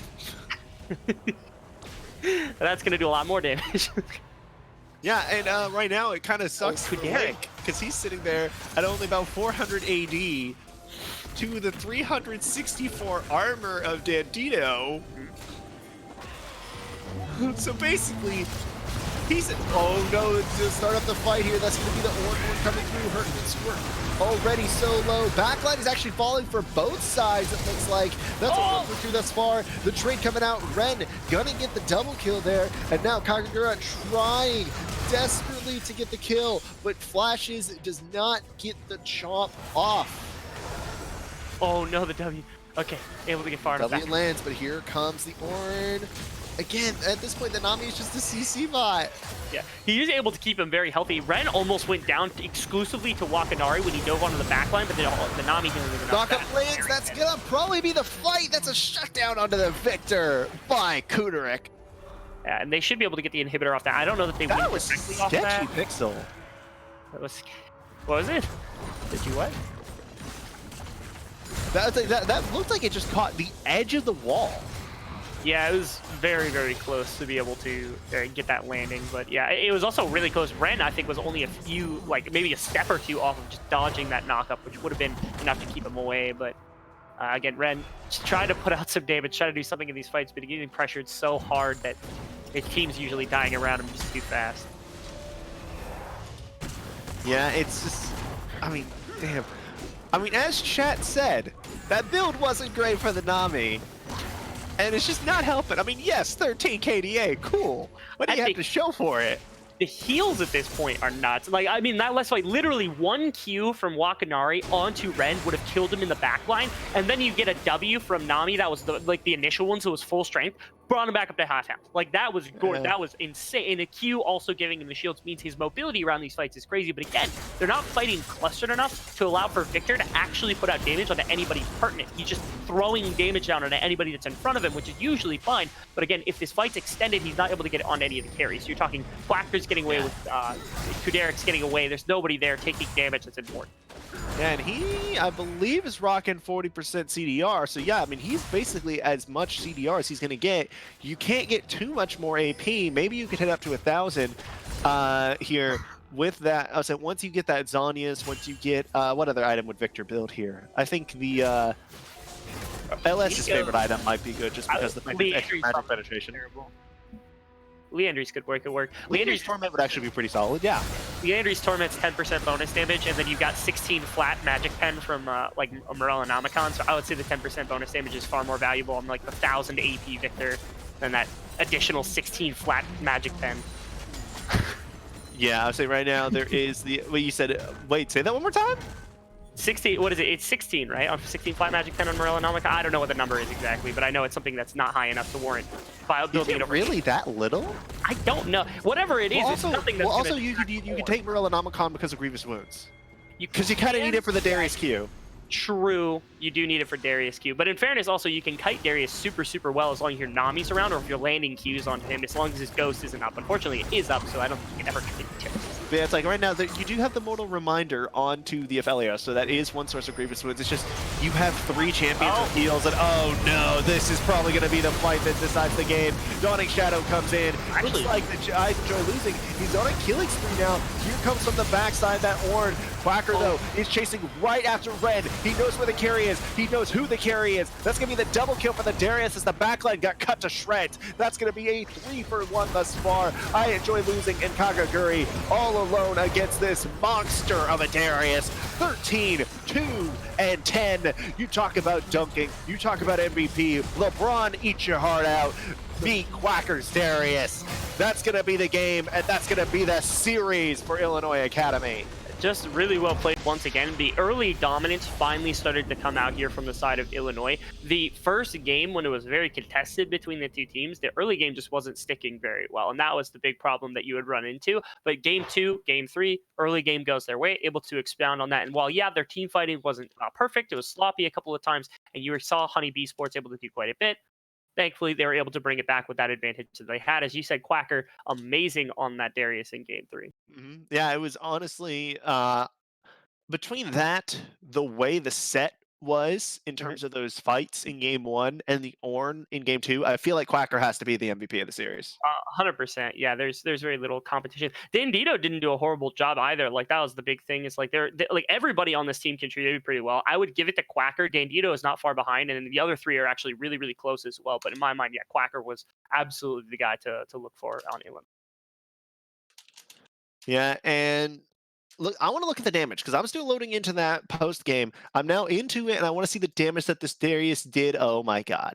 Yeah, very high, almost as much as his Senna. Did more than the Aphelios, almost as much as the Victor, and this is a melee champion. So you can just sense how dominant this guy was on the champion that he was bringing out. Just absolutely amazing play. That Ghost.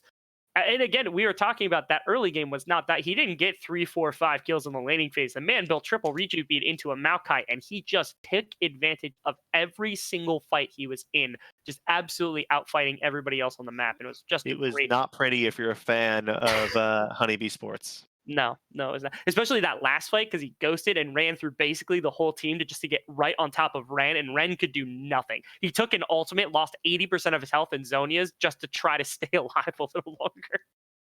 Yeah, it's not a good situation. And with that, guys, that's I think that's probably going to be it. I mean, that's pretty much all there is for the series. Congratulations to Illinois Academy.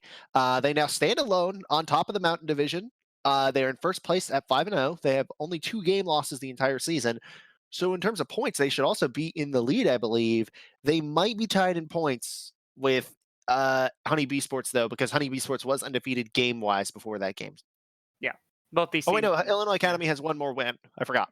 Yeah, absolutely. So yeah, it's a fantastic series. Again, these two very high class teams. You saw the strength of HoneyBEE Sport in that 5v5 coming through, and obviously they're able to translate that very well into games across multiple. So I expect to see these two teams as we continue down the line into playoffs, and I'm excited to continue to watch them because these are very talented teams.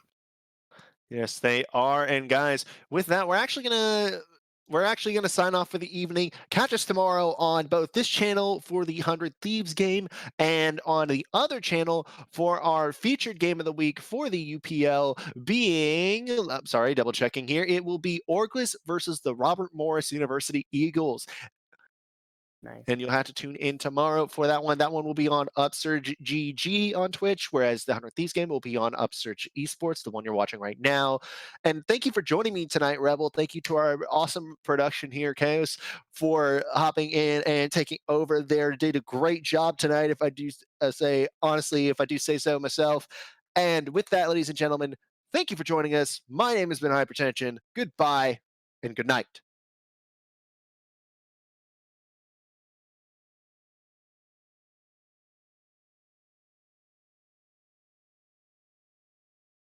All right, cool. I'll tell you when to actually end.